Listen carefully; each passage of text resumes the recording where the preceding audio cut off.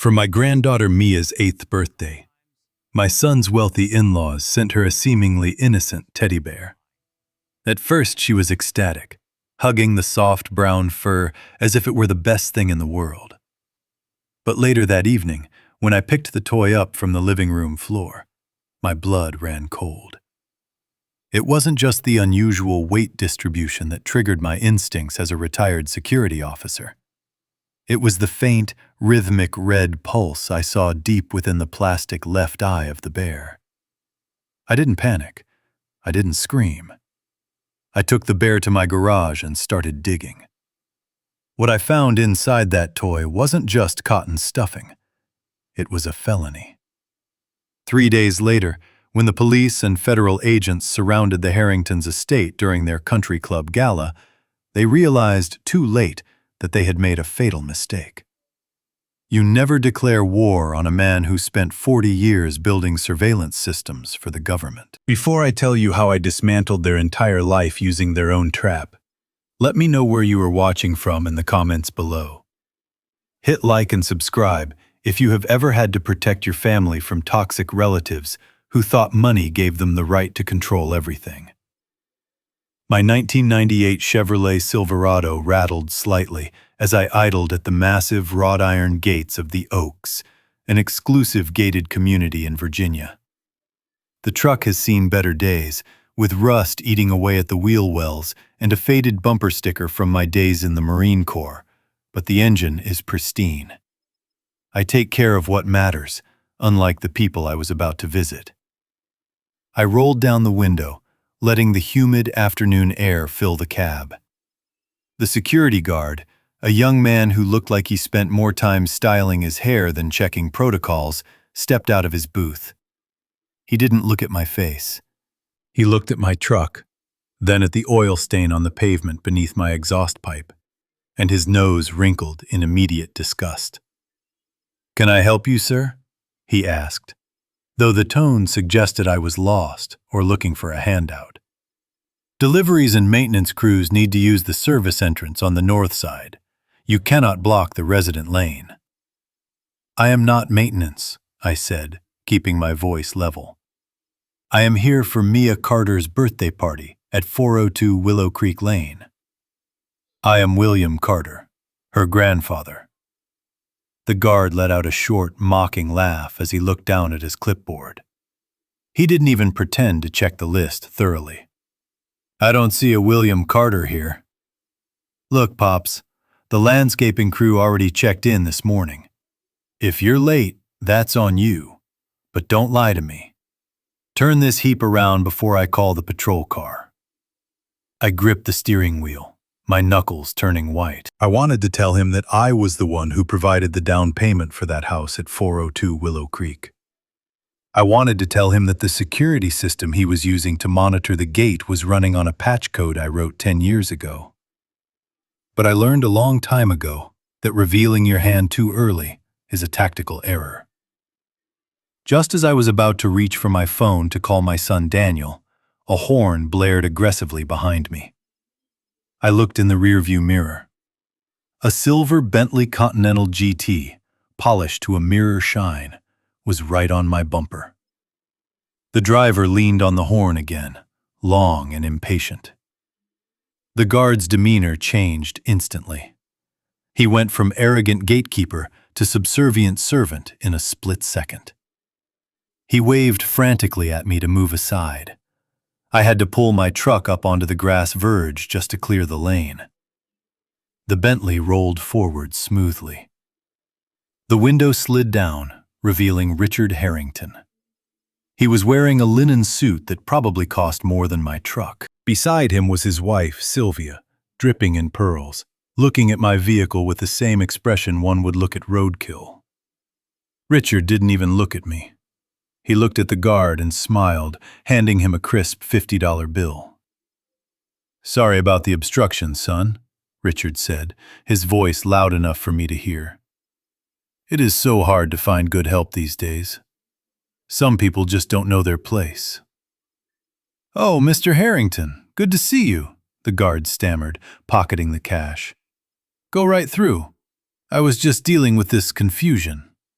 Sylvia laughed, a high-pitched sound like breaking glass.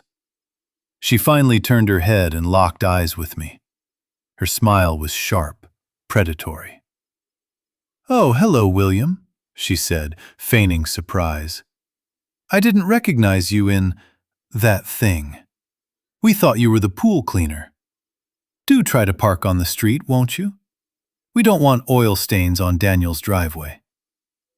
The Bentley accelerated, purring through the open gates. The guard looked back at me, emboldened by their dismissal. "You heard them," he sneered. "I'll let you in this one time, but park on the street." I shifted my truck into gear and drove through the gates. My heart wasn't racing from anger. It was slowing down, entering the cold, calculated rhythm I hadn't felt since my retirement. Richard and Sylvia thought this was just a social game. They thought they could humiliate me because I drove an old truck and wore flannel shirts. They had no idea that they had just insulted the only person standing between them and total ruin. I drove slowly toward my son's house, noting the security camera angles as I passed them. The war had started, and they didn't even know they were on the battlefield. The double doors to the main hall were wide open, spilling out the sound of a string quartet that likely cost more for the afternoon than my monthly pension check. I stepped inside, instinctively wiping my boots on the welcome mat, conscious of the grease stain on my left toe. The air smelled of imported lilies and expensive perfume, a cloying mixture that made the back of my throat itch. In the center of the room, under a chandelier that looked like a frozen explosion of crystal, stood Richard and Sylvia Harrington. They were holding court like royalty in a room full of subjects. Richard was recounting a golf story to a circle of men in pastel linen suits, gesturing broadly with a flute of champagne.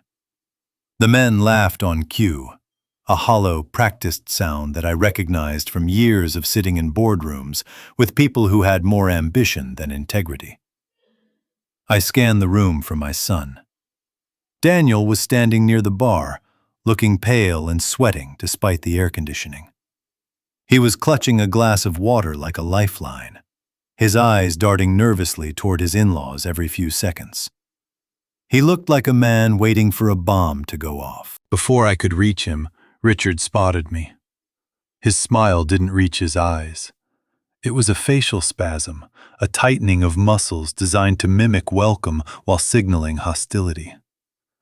He excused himself from his circle and glided over, intercepting me with the efficiency of a bouncer. "Bill," he said, using the nickname I had told him a dozen times I hated. "You actually made it. I was worried the security at the gate might have turned you away. They are very strict about aesthetic standards in the community." He didn't offer his hand. He just stood there, blocking my path, sipping his Dom Perignon. "I am here for Mia," I said, keeping my voice low. "Of course," Sylvia chimed in, appearing at Richard's elbow in a silk dress that rustled like dry leaves. She looked me up and down, her gaze lingering on my flannel shirt with a mixture of pity and amusement. "We were just telling the senator about the party." "Oh, don't worry, Bill. We didn't seat you at the main table. We know how uncomfortable you get around complex silverware." She pointed a manicured finger toward the far corner of the room, near the swinging kitchen doors where the catering staff were rushing in and out with trays of hors d'oeuvres. There was a small, unsteady folding table set up there, isolated from the rest of the party. It didn't have a name card. It didn't even have a proper tablecloth.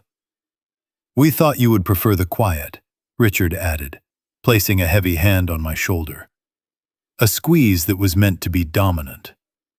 "Plus, you will be closer to the service exit when you need to step out for fresh air, or a cigarette, or whatever it is you do." I looked at the table, then back at Richard. In my head, I was calculating the structural weaknesses of his knee joint. but I forced my muscles to relax. I wasn't going to give them the scene they wanted. Not yet. "That is thoughtful of you, Richard," I said, my voice flat. I walked past them, head high, toward the isolation table. As I sat down, turning my back to the kitchen traffic, I watched them return to their circle. They laughed again, and this time I knew the joke was on me. But as I watched Richard refill his glass, I noticed something else.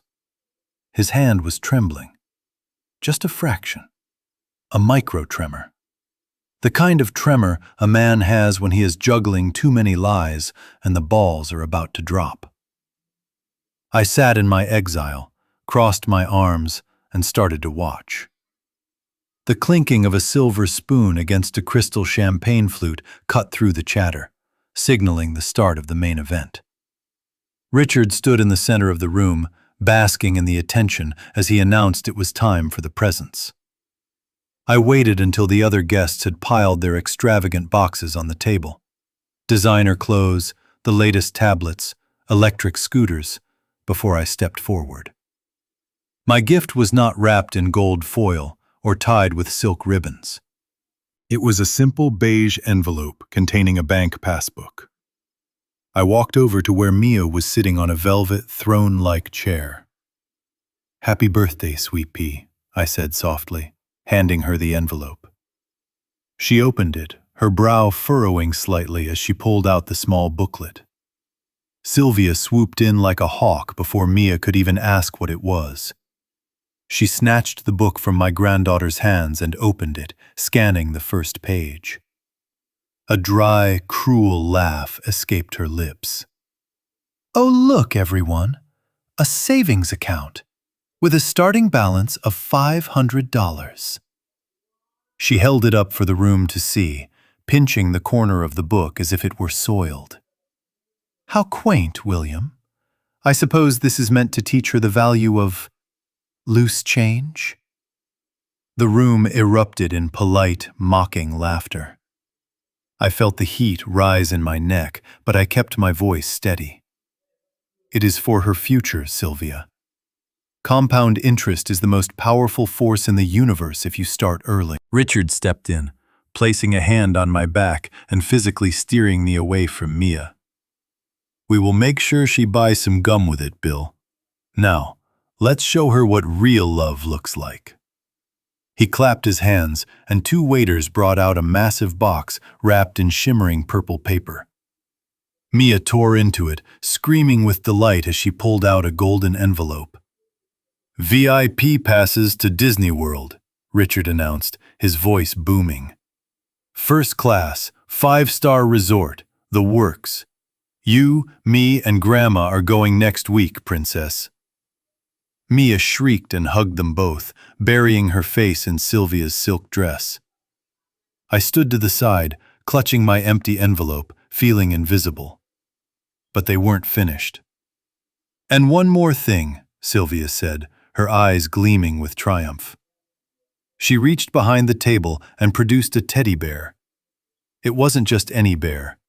It was a dark brown, vintage-style bear with articulating limbs and eyes that seemed too realistic for a toy. "We had this flown in from a private artisan in Munich," she purred. "There are only 50 of these in the world. It is made of alpaca fur and hypoallergenic fibers." Mia gasped, abandoning the Disney tickets to grab the bear. She squeezed it tight, rubbing her cheek against its soft head. "I love it," she cried out. "I love it more than anything. Thank you, Grandpa Richard. Thank you, Grandma." She didn't look at me. She didn't look at the passbook lying forgotten on the floor near Richard's Italian leather shoes. As Mia hugged that bear, Richard looked over her shoulder, directly at me. He winked. It was a clear message. "You cannot compete with us, old man. You are obsolete." I forced a smile for my granddaughter, but as I watched her clutch that bear, a strange feeling settled in my gut. It wasn't jealousy. It was an instinct honed by 40 years of counterintelligence. There was something about the way the bear's head didn't quite compress naturally against her shoulder. It was too rigid, too structured. But in that moment, surrounded by applause for the Harringtons' generosity, I could do nothing but stand there and swallow the bitter pill of their victory. Or so they thought. The applause from the living room finally died down, replaced by the low hum of expensive conversation and clinking glasses. I slipped away from my isolation table, needing a moment of silence more than I needed the glass of tap water I pretended to fetch. The kitchen was a cavern of stainless steel and white marble, cold and sterile, bustling with catering staff who ignored me as if I were part of the furniture.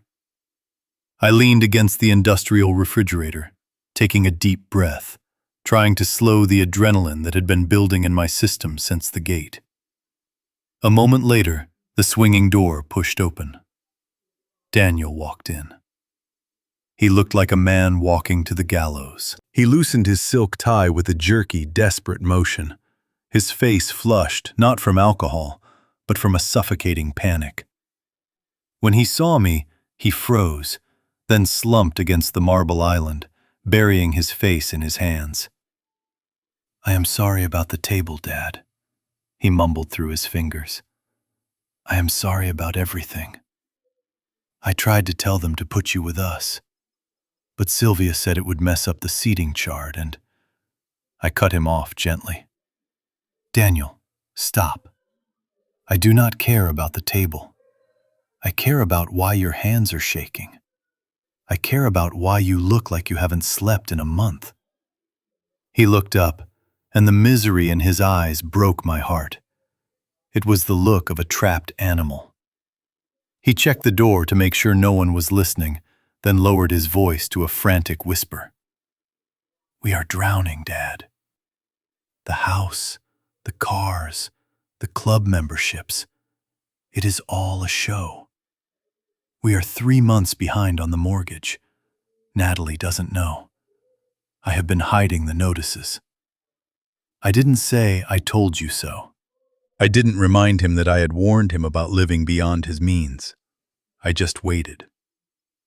"Richard says he can fix it," Daniel continued, his voice cracking. "He says he has a new development project in Florida. High yield. He says if I invest now, the returns will clear our debt in 6 months. But he needs capital. He wants me to sign over the equity of this house as collateral for a bridge loan. He says if I don't do it tonight, before the party ends, the opportunity is gone. And if I don't, he hinted that they might stop helping Natalie with Mia's school tuition." My jaw tightened so hard my teeth ached. The equity in this house existed only because I had secretly provided the down payment 5 years ago, channeling it through a shell company so Richard wouldn't feel emasculated. Now, the man was trying to cannibalize the very roof over his granddaughter's head to cover his own gambling debts. It wasn't an investment. It was a theft. "I have to sign it, Dad," Daniel whispered, tears welling in his eyes. "I don't have a choice. They own us." I walked over and placed my hand on his shoulder. I felt the tension in his frame, the weight of the world crushing him. I didn't tell him about the bear yet. I didn't tell him about the camera I had seen in Richard's eyes. He wasn't ready. "Do not sign anything tonight," I said, my voice low and firm. "Tell him you need to consult a tax attorney first. Tell him whatever lie you need to tell. Just buy me 24 hours. "But Richard is waiting." "Give me 24 hours, Daniel," I repeated, squeezing his shoulder. "I fixed your bicycle when you were 6. I fixed your car when you were 16. Let me fix this." He looked at me, confused, seeing a flash of the father he used to know, before the flannel shirts and the silence. He nodded, wiping his eyes. "Okay, Dad. One day." The kitchen door swung open. A waiter poked his head in. "Mr. Harrington is asking for you, sir. The cake cutting is starting." Daniel straightened his tie, taking a deep breath to put his mask back on. He walked out to play the role of the happy son-in-law. I stayed behind for a moment, staring at the reflection in the stainless steel fridge. They wanted his signature. They wanted his home. But tonight, they were going to get something else entirely. I pushed off the fridge and followed him out. It was time to say goodnight to Mia and to take a closer look at that bear. The last of the catering trucks had finally rumbled down the driveway, leaving the mansion in a silence that felt heavy and artificial. I had been relegated to the downstairs guest suite, a room that smelled faintly of lemon polish and disuse, located uncomfortably close to the garage. It was another subtle slight from Richard, putting the old man out of sight. But I didn't mind. It gave me the freedom to move through the house while the rest of the family retreated to the upper wings. I couldn't sleep. The image of Daniel's terrified face in the kitchen kept playing on a loop in my mind, mixing with the smug satisfaction I had seen on Sylvia's face. Around midnight, I decided to check on Mia. It was a habit from when Daniel was a boy, a need to ensure the perimeter was secure before I could let my own guard down. I walked softly up the grand staircase, my socks making no sound on the plush carpet. The hallway was dimly lit by sconces that cast long, distorted shadows against the silk wallpaper. Mia's door was slightly ajar. I pushed it open gently, stepping into the room that was painted a soft lavender. She was fast asleep, her breathing deep and rhythmic, a stark contrast to the chaos and tension that had filled the house hours earlier. She looked small in the oversized canopy bed, a tiny island of innocence in a sea of debt and deception. Clutched tightly in her arms was the brown teddy bear. Even in the dim light coming from the hallway, the toy looked out of place. It was too stiff, too perfectly groomed. As I watched, Mia shifted in her sleep, rolling over to her side. Her grip loosened, and the bear tumbled from the mattress. It didn't hit the hardwood floor with the soft, muffled thump of cotton and fabric. It hit with a dense, solid clack, a sound that was undeniably metallic. I froze. That sound was wrong.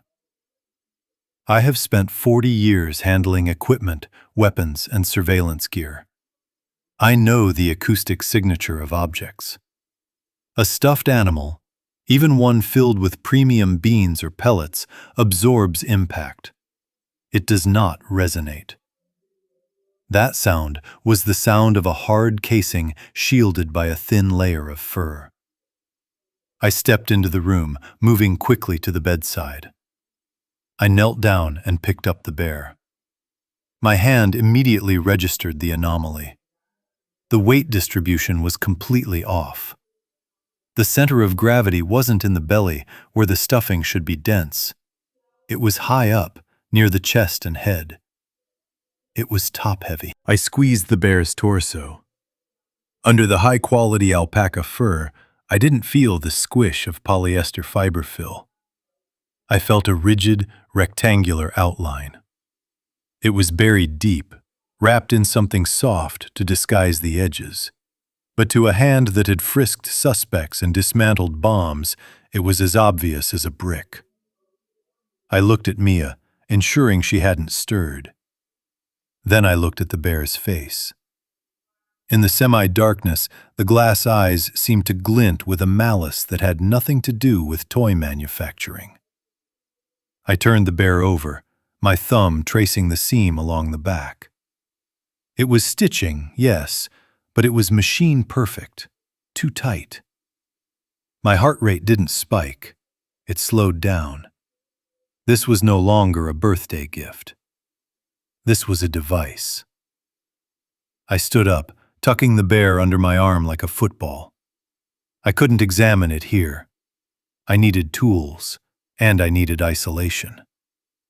I took one last look at my granddaughter, sleeping peacefully, unaware that she had been cuddling with a Trojan horse. I turned and walked out of the room, heading straight for the garage. The party was over, but the operation had just begun. I reached into the glove compartment of my truck and pulled out a burner phone I kept for emergencies. I dialed a number I hadn't called in 2 years. Leonard Kraft picked up on the second ring. He didn't say hello. He didn't ask how I was. He just breathed into the line, waiting. That is why I trust him.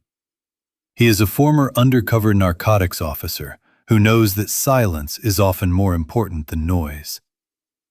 "I found a listener," I said, my voice barely a whisper in the echo of the garage. "Active transmission, GPS, embedded in a child's toy." There was a pause on the other end, followed by the sound of a chair scraping against a floor and keys jingling. "Who is the target?" Leonard asked, his tone shifting from drowsy to lethal instantly. "My granddaughter," I replied. "But the real target is my son. I need a full background sweep on Richard and Sylvia Harrington. Financials, debts, hidden assets. Go deep, Leo. I want to know what they ate for breakfast in 1995. "Consider it done," Leonard said. "I will have the preliminary report by dawn. Do not engage yet, Bill. If they are listening, they are dangerous." I hung up and turned back to the bear. I couldn't destroy the device. If the signal cut out completely, they would know it had been found. I needed to blind them temporarily without making them suspicious. I dug through my tool chest and found a roll of heavy-duty aluminum foil. I wrapped the internal transmitter box in 3 thick layers. It was a crude Faraday cage, but effective. To the listener on the other end, it would sound like static interference or bad reception, not sabotage. Next, I removed their high-capacity memory card and replaced it with a blank one from my dash cam. Let them record silence for a while. Then came the hardest part. I took a needle and a spool of brown thread from my travel sewing kit. I sat under the harsh work light, my reading glasses perched on my nose, and began to stitch the bear back together. My hands, which sometimes shake when I hold a coffee cup, were steady as rock. I matched the original factory stitching perfectly. Loop, pull, knot. Loop, pull, knot. Every puncture of the needle was a promise. They had violated the sanctity of my family. They had weaponized a child's innocence. 20 minutes later, the bear looked untouched. I slipped back into the house like a ghost, navigating the shadows of the hallway until I reached Mia's room. She hadn't moved. I gently lifted her arm and tucked the bear back against her chest. She sighed in her sleep, clutching the device closer. It sickened me, but it was necessary. The bear was no longer a toy. It was now a double agent. I walked out of the house and stood in the driveway, leaning against the cold metal of my truck. I looked up at the Harrington estate on the hill, visible through the trees. The lights were still on in the master suite. Richard and Sylvia were probably up there, drinking their expensive wine, laughing about how easy it was to manipulate my son. They thought they were the apex predators in this valley. I lit a cigarette, the flame illuminating my face for a brief second. They had no idea. They had just invited the wolf into the fold. The next 48 hours were a masterclass in deception. To the outside world, I was just William Carter, the retired grandfather who spent his mornings pruning rose bushes and his afternoons napping in the guest cottage. But inside my head, and on the encrypted laptop hidden under my mattress, a war room was fully operational. I watched Mia play in the garden with that cursed bear. She carried it everywhere, whispering secrets into its artificial ears, unaware that her innocent words were being beamed to a server somewhere. Or at least they would have been, if I had not neutralized the threat. I played the part of the senile old man perfectly, asking Richard the same questions twice and pretending to doze off during dinner, all while memorizing the layout of their home office. On the second afternoon, I met Leonard at a roadside diner 10 miles away from the estate. It was the kind of place where the waitress calls you honey and does not ask questions about why two men are poring over financial spreadsheets in a back booth. Leonard looked older than I remembered. His face lined like a roadmap of bad decisions, but his eyes were as sharp as ever.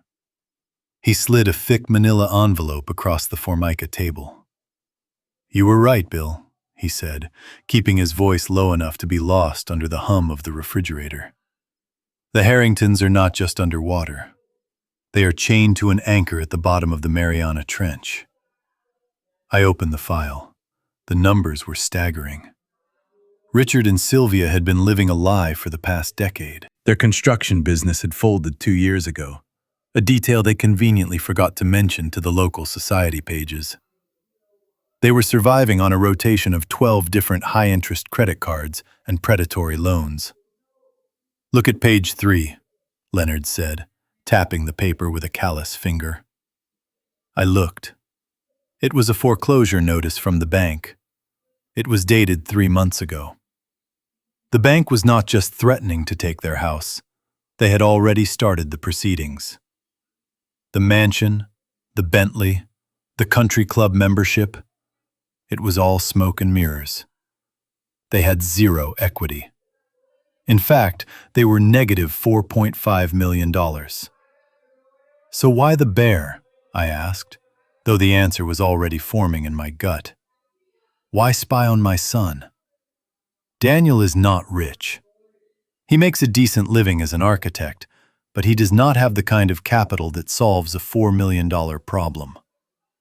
Leonard took a sip of his black coffee and flipped to the last page.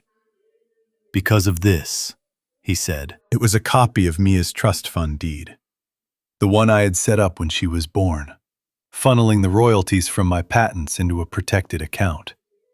I had made Daniel the trustee, but I had kept the existence of the principal amount quiet.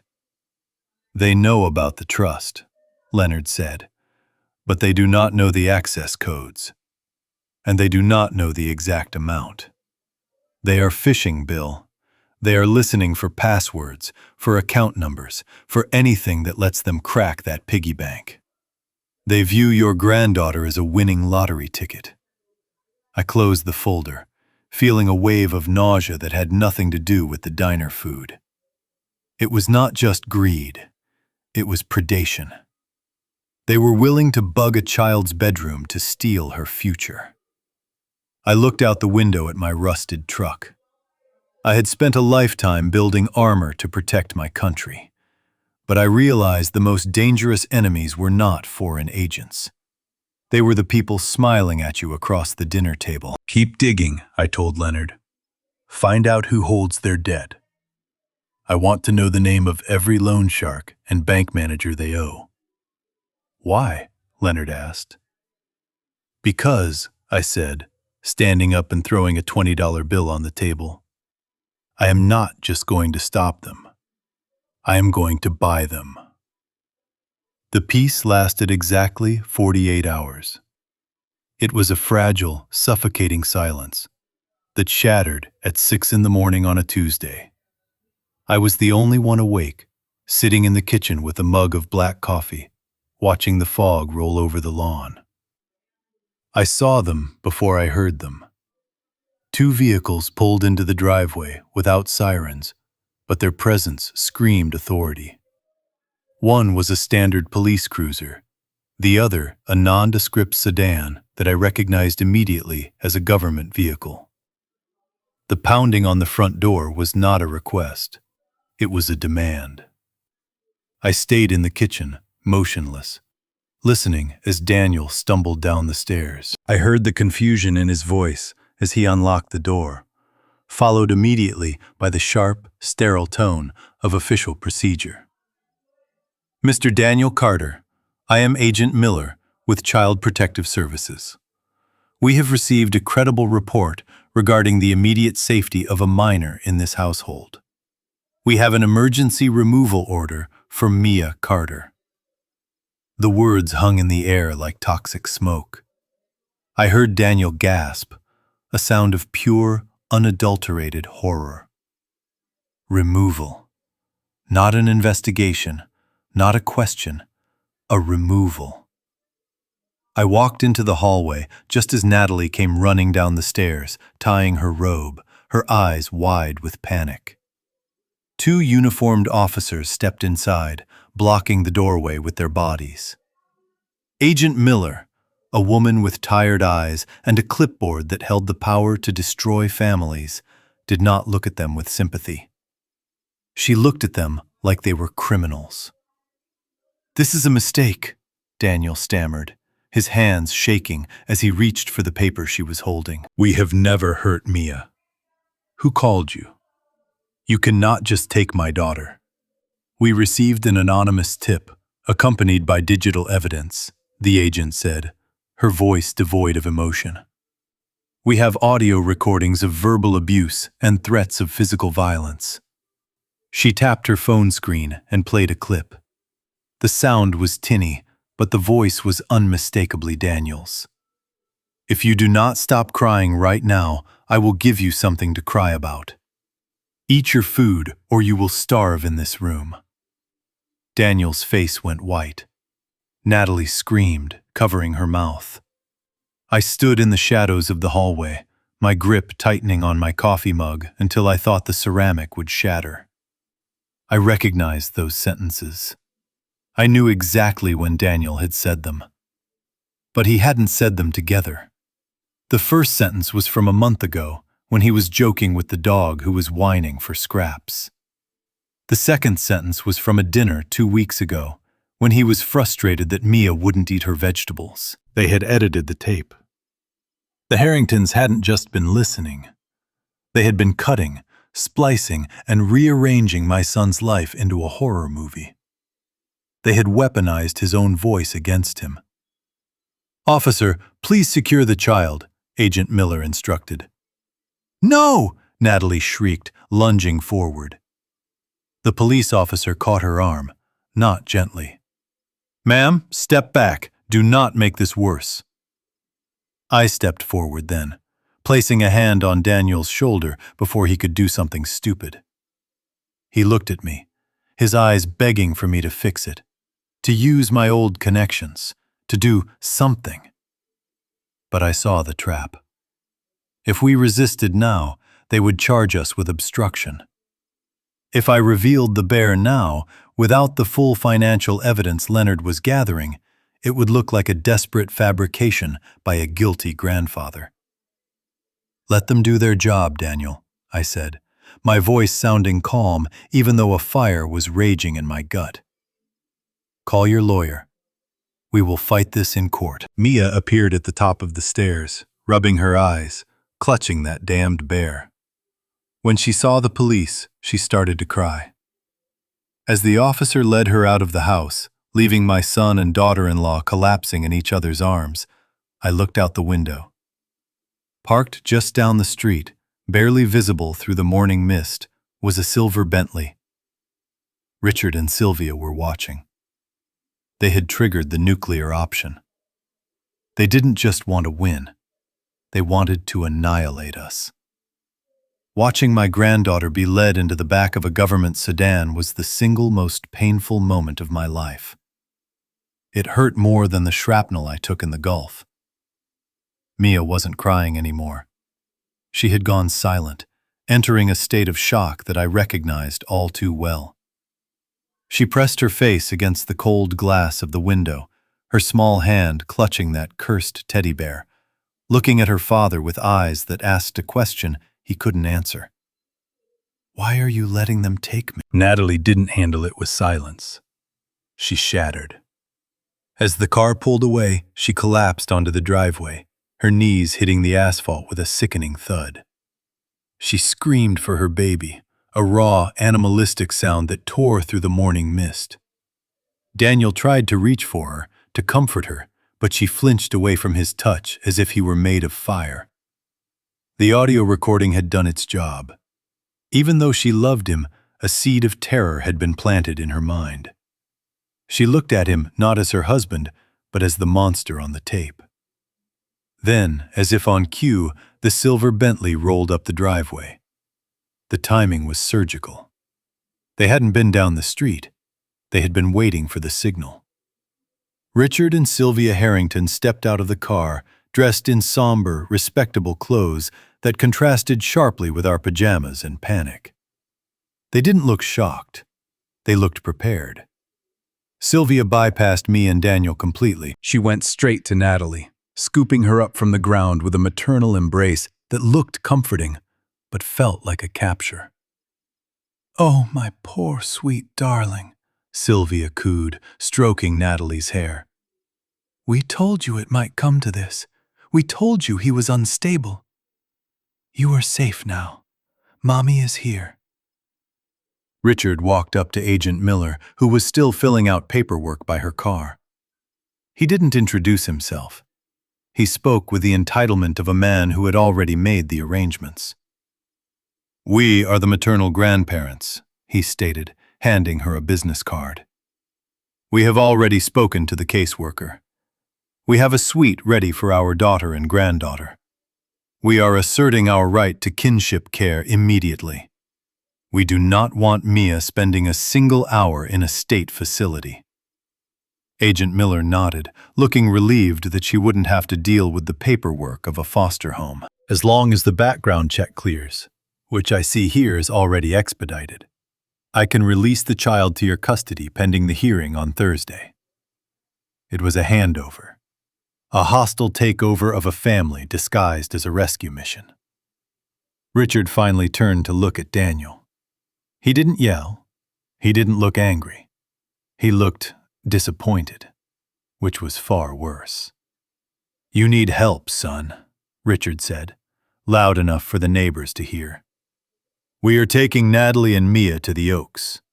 Do not try to contact them. Do not come to the house. You have done enough damage." They loaded Natalie into the back of the Bentley like a piece of luggage. She didn't look back at Daniel. She was broken, and they were the ones holding the glue. As they drove away, following the CPS car, Daniel stood alone in the driveway. A man stripped of his wife, his child, and his dignity in under 20 minutes. He fell to his knees and wept. I didn't weep. I watched the Bentley disappear, and I felt a cold resolve harden in my chest. They had taken the hostages to the stronghold, but they had forgotten one thing. They had also taken the listening device. The bear was going with them, and now I was going to hear every word they said in their moment of victory. The silence left behind was heavier than the noise.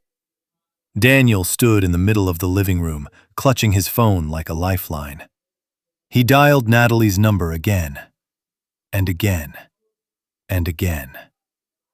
Each time, the result was the same: a mechanical click, followed by the sterile notification that the subscriber was unavailable. They hadn't just taken her physically, they had severed the digital connection instantly. He threw the phone onto the sofa with a guttural roar of frustration. It bounced off the cushions and slid onto the floor, a useless brick of glass and plastic. "I am going over there," Daniel announced, his voice trembling with a dangerous mix of grief and rage. He snatched his car keys from the bowl near the door. "I am going to kick down their front door, and I am going to take my family back." He moved toward the exit, his stride long and aggressive.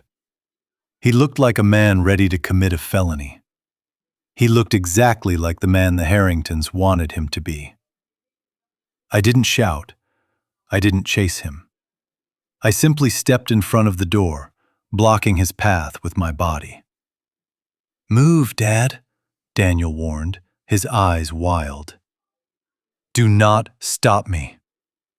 I didn't move. I looked at him, seeing the little boy who used to scrape his knees, now grown into a desperate man about to walk into a buzzsaw. "If you walk out that door," I said, my voice low and hard as granite, "you are doing exactly what Richard wants. He has security cameras covering every inch of that driveway. He has already called the police to warn them that his unstable son-in-law might try to violate the restraining order. You go there, you shout, you pound on the door, and 10 minutes later you were in handcuffs. And then, Daniel, you prove that the audio recording was right. You prove you are the monster they say you are." Daniel stopped. His chest heaved. "But they have Mia," he choked out, tears streaming down his face again. "They have my girls." I grabbed his wrist. The grip was firm, grounding him. "I know. And we are going to get them back. But not with your fists. We do not fight a war on the enemy's terms. We fight on ours." I led him away from the door, guiding him back to the kitchen table. I pushed him into a chair. He slumped forward, burying his head in his hands. "So what do we do?" he whispered. "We have nothing. They have the money, they have the lawyers, they have the system." I walked over to the cabinet and pulled out a bottle of cheap whiskey. I didn't pour him a drink. I poured it down the sink.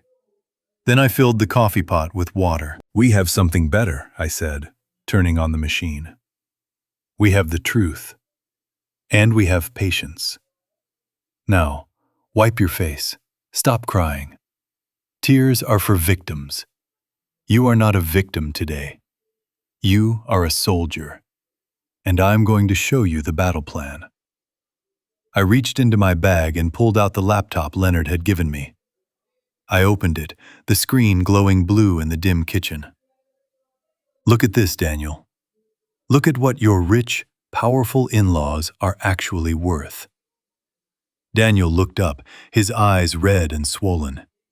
He focused on the screen. He saw the negative balances. He saw the foreclosure notices. Confusion replaced the panic. "They are broke," he whispered. "Worse," I said, handing him a mug of black coffee. "They are desperate. And desperate people make mistakes. Now drink this. We have work to do." We drove in silence to an industrial park on the edge of town, a place where the buildings were gray concrete blocks and the windows were barred. Leonard did not work out of a noir-style office with Venetian blinds and a bottle of scotch. He worked out of a server farm disguised as a logistics company. Inside, the hum of cooling fans was the only sound, a constant white noise that swallowed secrets. Leonard met us at the steel security door. He didn't offer Daniel a handshake or a condolence. He just nodded at me and led us into a room lined with monitors. He tapped a few keys on a keyboard that looked like it belonged in a cockpit, and a spreadsheet filled the main screen. "Gentlemen," Leonard said, his voice dry as dust, "you asked me to dig. I did not just dig. I hit the sewer line." Daniel stared at the screen, squinting at the rows of red numbers. "I don't understand," he murmured. "What is this?" "This," Leonard said, pointing a pen at the bottom line, "is the current net worth of Richard and Sylvia Harrington. Negative $4.5 million. Daniel blinked. "That is impossible. They have the house, the cars, the club." "They just bought Mia a trip to Disney." "All credit," Leonard corrected. "They are maxed out on 14 different lines of credit. They have refinanced that mansion 3 times in the last 5 years. But here is the kicker." He brought up a scanned document. It was a legal notice, stamped with the seal of the county clerk. "This is a notice of default," Leonard explained. "It was filed 48 hours ago. The bank is not just threatening foreclosure. They have scheduled the auction." They have exactly 30 days to come up with $200,000 in arrears, or the sheriff puts a padlock on the gate of the Oaks. I felt a cold satisfaction settle in my chest. It all made sense now. The urgency, the desperation, the sudden need to take custody of Mia. They didn't want a granddaughter. They wanted a life raft. They need the trust fund, I said, looking at Daniel. They know I set up the account for Mia. They know the monthly interest payout is roughly $40,000. If they get custody, they get control of that cash flow. That is how they plan to pay the mortgage. Daniel sank into a chair, looking physically ill. He had spent years feeling inferior to them. He had let them belittle him, criticize his job, and undermine his parenting because he bought into the illusion of their success. And all this time, they were just parasites looking for a new host. They are using my daughter as a mortgage payment, Daniel whispered, his voice shaking with a new kind of anger. Not the explosive rage from the morning, but something colder, something more dangerous. Exactly, I said, and that is their weakness. They are on a clock. They have 30 days before their world collapses.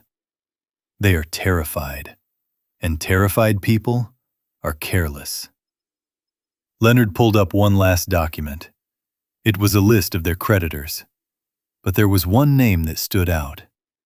It wasn't a bank. It was a private equity firm known for buying distressed debt for pennies on the dollar. I know this firm, I said, a plan forming in my mind. They are sharks. They don't care about sob stories. They just want their money or the asset. I turned to Daniel. You wanted to kick down their door? I have a better idea. We are not going to kick it down. We are going to buy the lock. And then we are going to be the ones deciding who gets to stay inside.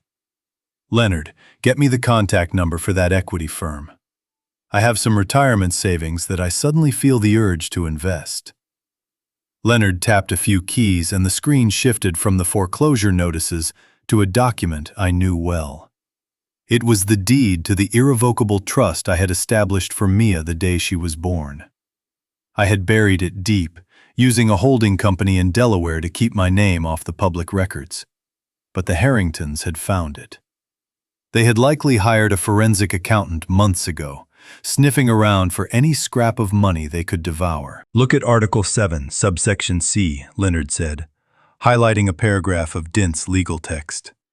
This is the loophole they are exploiting. I leaned in, my eyes scanning the words. The clause was standard for this type of trust, designed to ensure the child was cared for if something happened to the parents.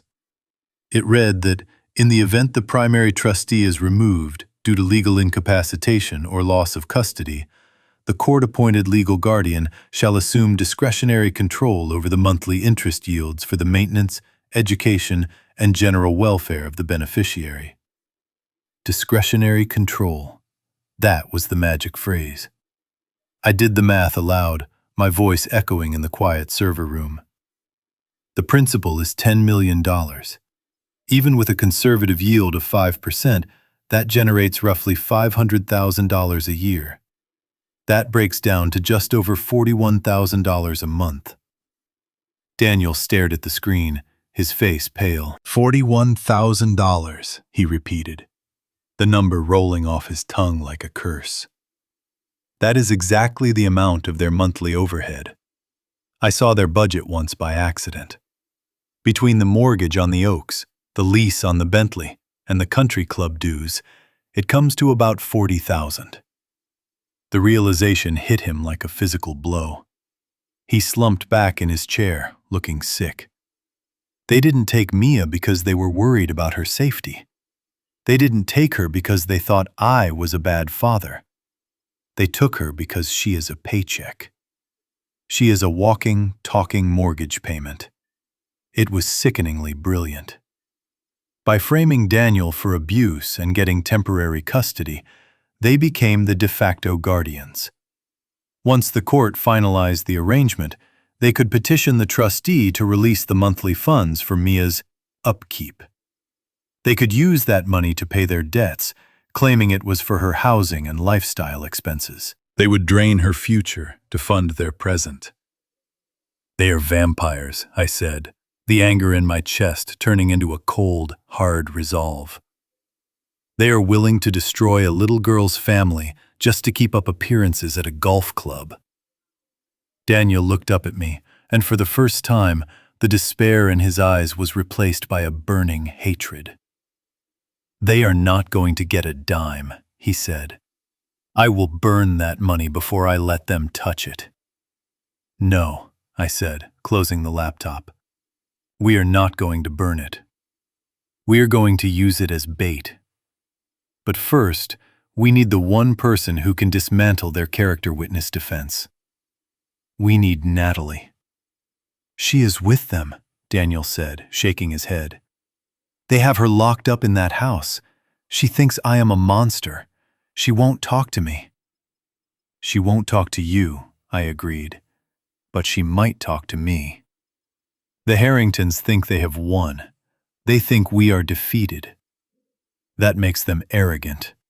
And right now, Natalie is the only loose thread in their perfect tapestry. We need to pull that thread before they cut it.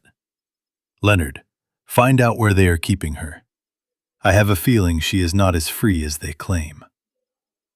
Getting to Natalie was not going to be like storming a beachhead. It had to be a surgical extraction of a hostage who didn't even know she was being held. Leonard and I spent the next 6 hours parked in a nondescript utility van 300 yards down the winding hill from the Harrington estate.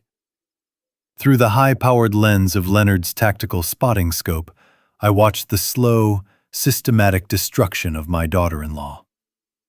The Harringtons were not beating her physically. They were doing something far more insidious. They were rewriting her memory. I saw them on the sprawling stone terrace overlooking the golf course. Natalie was sitting in a white wicker chair, her posture slumped, staring blankly at the manicured lawn. She looked smaller than I had ever seen her, as if the last 48 hours had physically eroded her spine. Sylvia was pacing back and forth in front of her, a glass of wine in one hand, gesturing wildly with the other. Her mouth was moving in a relentless, rapid-fire rhythm. I didn't need a parabolic microphone to know exactly what she was saying. She was pouring poison into Natalie's ear. She was reinforcing the narrative of the audio tape. She was telling her that Daniel was unstable, that his financial stress had turned him into a ticking time bomb, and that she was lucky to have escaped with her life. At one point, Natalie stood up, perhaps to walk to the railing, to find a moment of peace away from her mother's voice. Immediately, Richard appeared from the sliding glass doors. He didn't hit her. He didn't yell. He simply placed a heavy hand on her shoulder and guided her back to the chair. It looked gentle from a distance, the actions of a concerned father. But through the scope, I saw the force in his grip.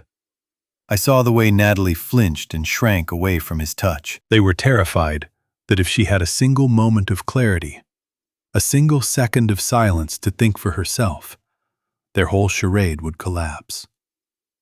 They needed her afraid. They needed her dependent. They needed her to believe that the prison they had built for her was actually a fortress. "She is a prisoner of war," Leonard muttered from the driver's seat, adjusting the focus on the digital camera. "They have isolated her from her support network, likely sleep-deprived her, and are now flooding her with propaganda. It is classic brainwashing techniques applied to domestic custody."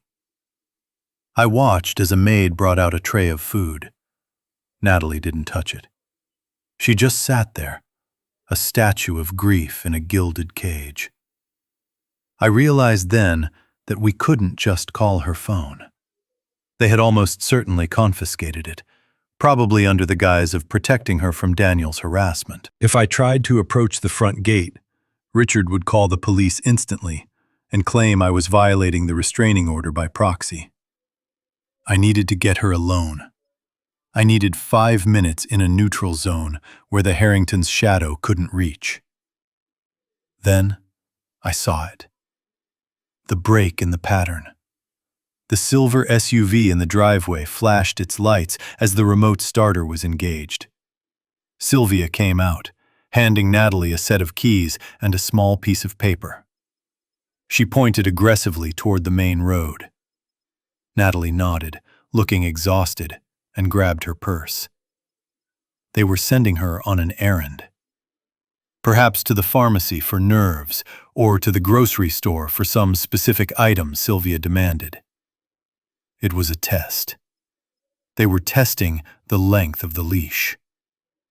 Natalie got into the driver's seat. She was alone. This was it.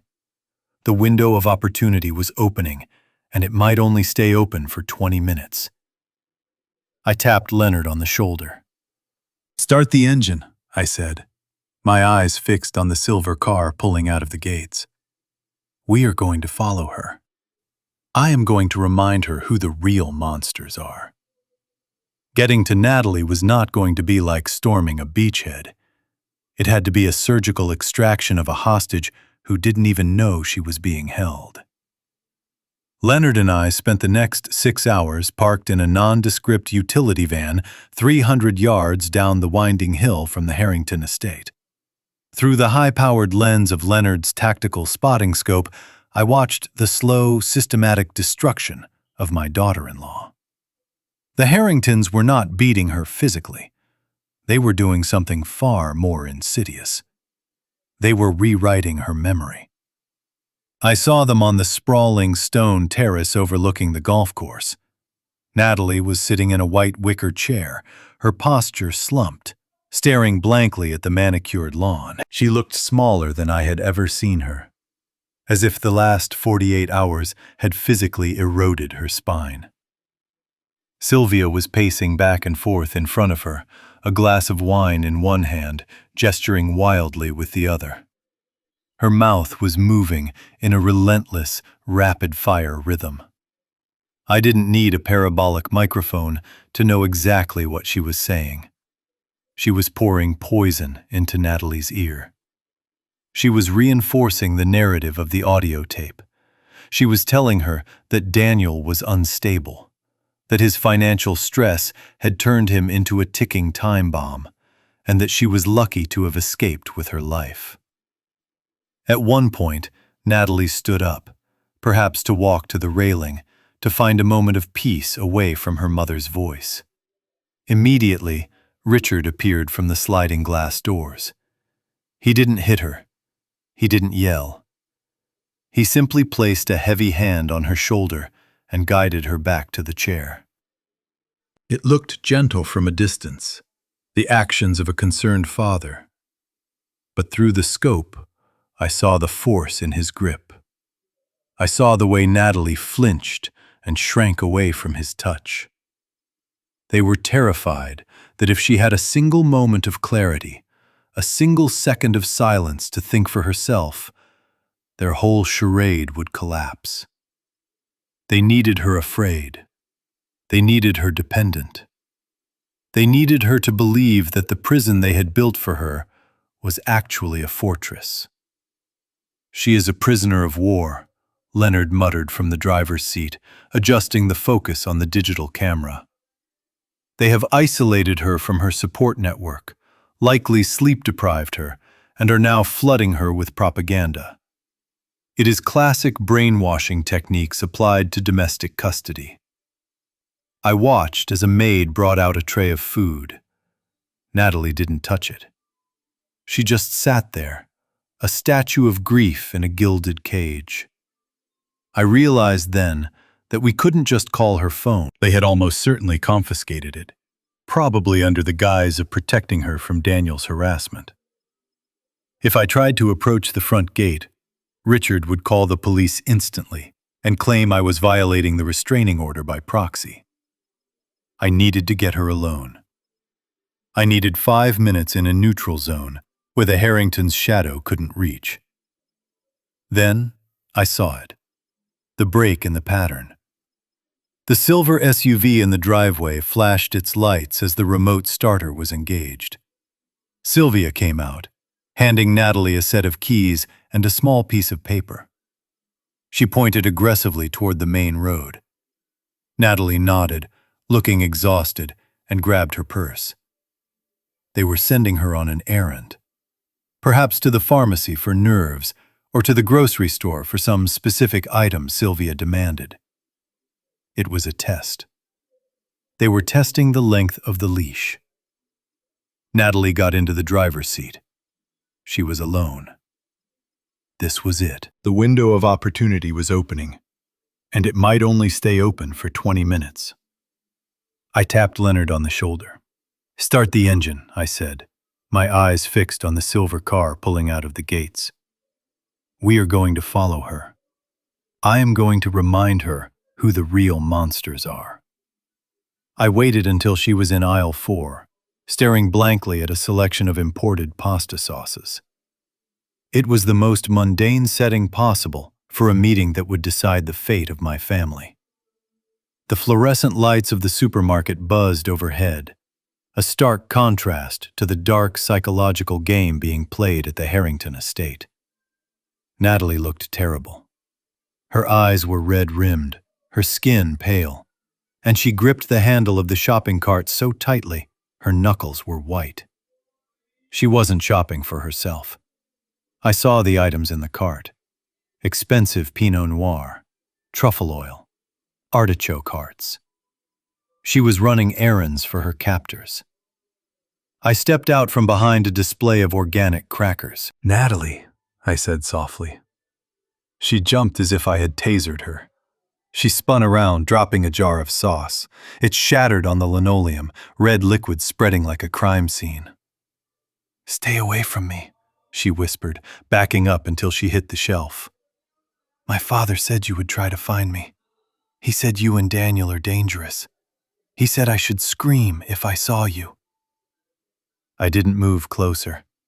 I didn't want to trigger the panic response Sylvia had programmed into her. I stood my ground, hands visible, calm and steady. "I am not going to hurt you, Natalie," I said, keeping my voice level. "And Daniel is not dangerous. You know that deep down. You lived with him for 10 years. Did he ever raise a hand to you? Ever?" "He threatened Mia," she stammered, tears spilling over. "I heard the tape. I heard him say he would give her a reason to cry." I reached into my jacket. Natalie flinched, preparing for violence. I pulled out a tablet. "You heard a tape," I corrected. "Now I want you to see the reality." I pressed play.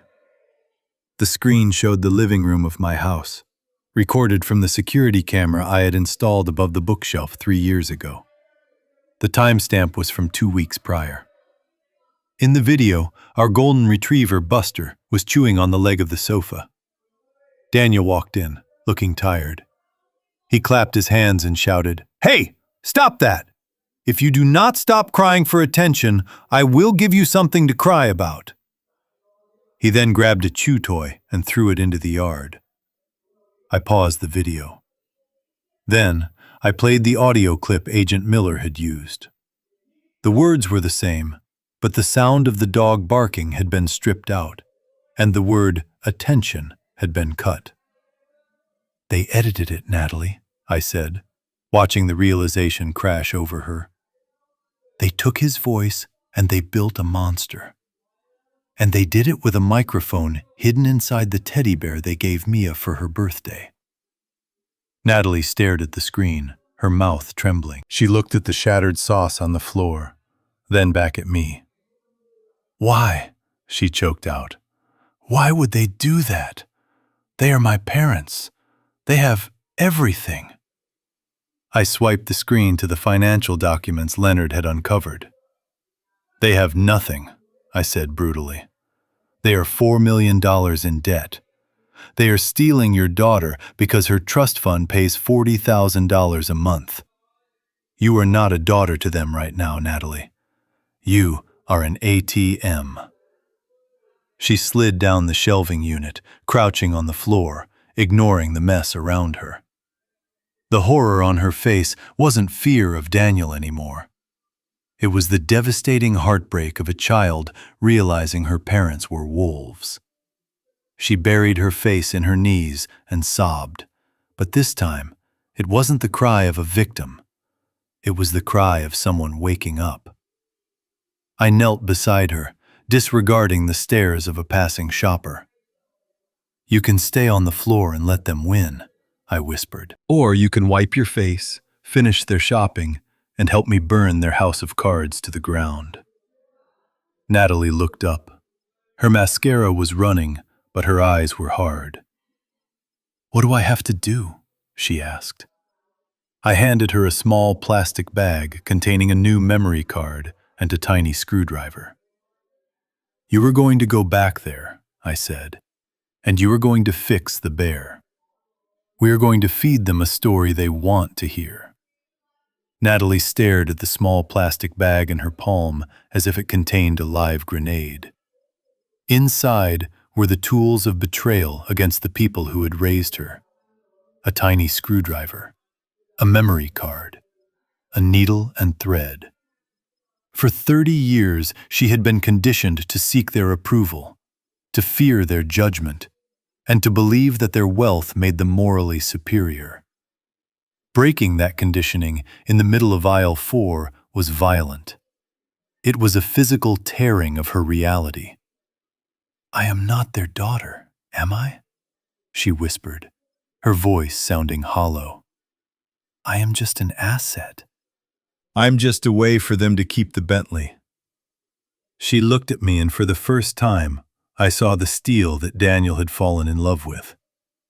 It had been buried under years of gaslighting, but it was still there. "They do not love me," she said, wiping her face with the back of her hand. "They only love what I can give them." I nodded. "It is a hard truth, Natalie, but it is the truth that sets you free. Now listen to me carefully. This is the most dangerous part. You cannot go back there and be angry. If you show even a flicker of resentment, Richard will know. He is a predator, and he smells change in the wind." I stepped closer, lowering my voice until it was barely audible over the hum of the freezer units.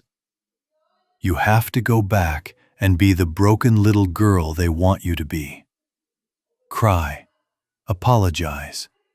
Let Sylvia brush your hair and tell you how to live your life. Thank them for saving you. You have to feed their ego until they are so full of themselves that they stop looking for the knife in your hand." Natalie took a deep breath. Her grip on the plastic bag tightened until her knuckles turned white. She dropped it into her purse, hiding it beneath the expensive truffle oil she had been sent to fetch. "I can do it," she said. Her voice was no longer shaking. "I will fix the bear. I will put it back in Mia's bed." "And then what?" "Then," I said, "you wait for the signal. Tonight, when the house is quiet, you need to have a conversation near that bear. You need to talk about money. Specifically about a secret stash that doesn't exist. You are going to tempt them into making a move that they cannot take back." She nodded once. A sharp, decisive movement. She didn't look like a victim anymore. She looked like a soldier reporting for duty. "I will make them pay for what they did to Daniel," she promised. She turned her cart around, the wheels squeaking slightly on the linoleum. She didn't look back at me. She walked toward the checkout counter to buy the groceries for her captors, playing the role of the dutiful daughter one last time. I watched her go, feeling a heavy weight settle in my stomach. I had just sent a sheep back into the wolf's den, but this time the sheep was armed. I pulled out my phone and texted Leonard. "The asset is in play. Get the recording equipment ready. Tonight is going to be a long night." Dưới đây là nội dung chi tiết cho đoạn 18. được viết bằng tiếng Anh, tối ưu cho giọng đọc AI, giàu cảm xúc, không ký tự lạ, liền mạch, tiếp nối mạch truyện kịch tính của đoạn trước. I watched Natalie's car merge back into traffic, a lone silver speck carrying a nuclear warhead back to the Harrington estate. She was the inside man. Now, I needed to be the besieging army. I climbed back into the passenger seat of the van. Leonard was already typing, his face illuminated by the blue glow of 3 different monitors. "Is she solid?" Leonard asked, not looking away from the screen. "She is terrified," I replied, buckling my seatbelt. "Which makes her dangerous. She will do it. Now get me that number for the asset management firm, the one holding the foreclosure note." Leonard hesitated. His hand hovered over the phone. "Bill, are you sure about this? We are talking about liquidating everything. Your pension, your savings, the emergency fund you put aside for your own long-term care. If this goes sideways, if the Harringtons find a loophole, you are going to be destitute. You will be living in that truck." I looked at him. I looked at the surveillance feed on the screen, showing the front gate of the mansion where my granddaughter was being held prisoner by people who viewed her as a line of credit. "Make the call, Leo," I said softly. "Money is just paper. Family is blood." 10 minutes later, I was on the phone with a broker from a distressed asset firm in New Jersey. He sounded bored, the voice of a man who spent his days selling the wreckage of other people's dreams. When I told him I wanted to purchase the debt portfolio of Richard and Sylvia Harrington, he actually laughed. "You want to buy the Harrington note?" he scoffed. "Sir, with all due respect, that paper is toxic. They are negative equity. We are scheduled to auction the property in 30 days just to recoup closing costs. You would be buying a sinking ship." "I am not buying the ship," I told him, watching the digital numbers on my banking app. "I am buying the captain's chair. Send me the wire instructions. I am offering you $160,000, cash, today. That is 20% more than you will get at a sheriff's auction." There was a silence on the other line, the sound of greed calculating risk. "Done," the broker said.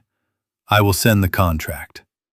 Once the wire clears, you are the lien holder. Good luck evicting them. They have lawyers." I hung up. My hands were steady as I authorized the transfer. I watched the balance of my life savings drop to 0. 40 years of hard work, overtime shifts, and frugal living vanished in a single click.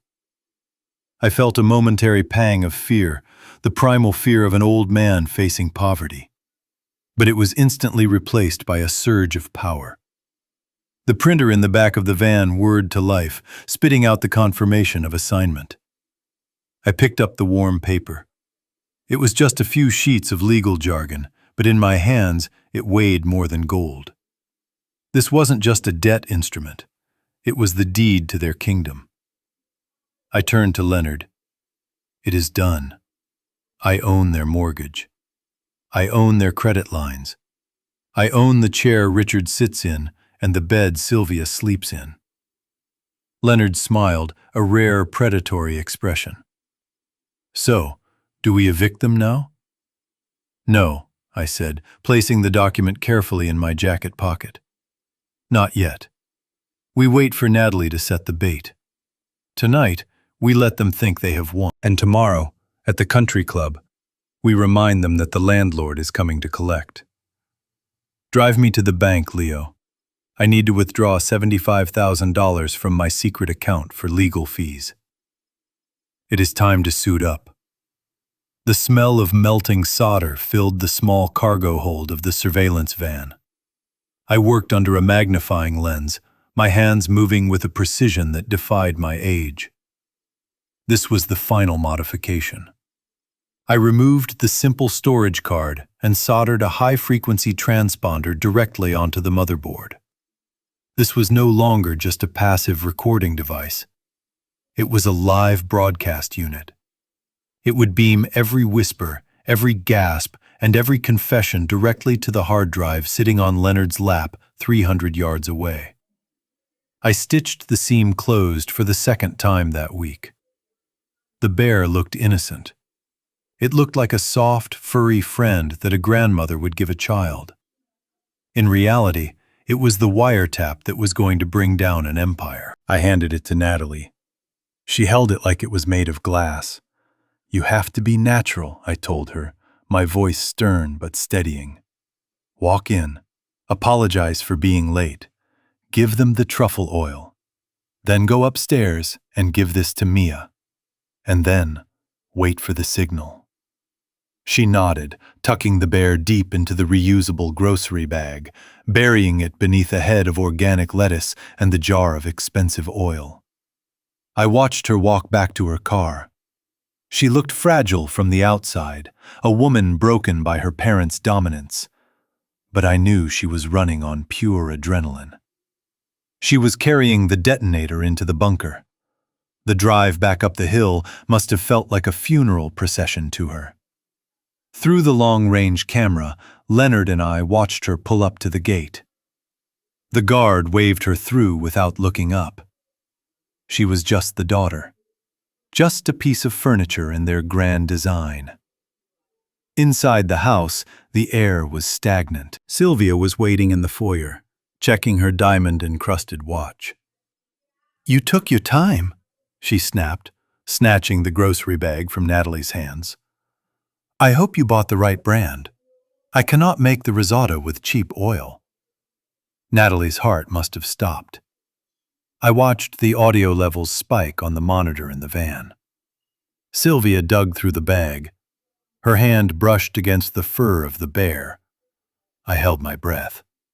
If she pulled it out, if she asked why Natalie had the bear when it was supposed to be in Mia's room, the story would fall apart. But Sylvia just grabbed the oil and the vegetables. She didn't care about the rest. She didn't care about anything that didn't directly serve her immediate needs.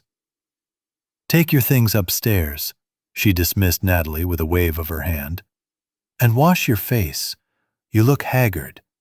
We have guests coming tomorrow for the announcement, and I will not have you looking like a ghost." Natalie exhaled, a sound I picked up on the hidden microphone she was wearing on her blouse. She walked up the grand staircase, her legs feeling like lead. She pushed open the door to the guest suite where they were keeping Mia. My granddaughter was sitting on the bed, staring out the window at the high walls that kept her father out. When she saw Natalie, she didn't smile. "Where is he?" she asked. Natalie pulled the bear from the bottom of the bag. "He just needed a little stitching," she lied, her voice trembling slightly. "Grandpa William fixed him." Mia grabbed the bear, hugging it tight to her chest. The bear that was now live. The bear that was now listening to everything. Natalie looked into the camera lens hidden in the bear's eye and gave a nearly imperceptible nod. The Trojan horse was inside the walls. The trap was set. Now, we just needed to make them hungry enough to bite. The digital signal from the bear's new transponder was crystal clear. In the van, Leonard adjusted the volume on the receiver. We could hear the ambient hum of the Harrington central air conditioning, and then the sound of a door closing. "It's showtime," I whispered. Back in the guest room, Natalie sat on the edge of the bed. She took a deep breath, her eyes flicking to the bear sitting on the nightstand. She pulled out her phone, dialing a number that went straight to a voicemail box we had set up for Daniel. But she spoke as if he were on the line. "Daniel," she said, her voice pitched high with fake anxiety. "Daniel, pick up. I cannot talk long. My parents are downstairs. Listen to me. We need money. Real money. The lawyers are saying it is going to cost hundreds of thousands to fight this custody battle."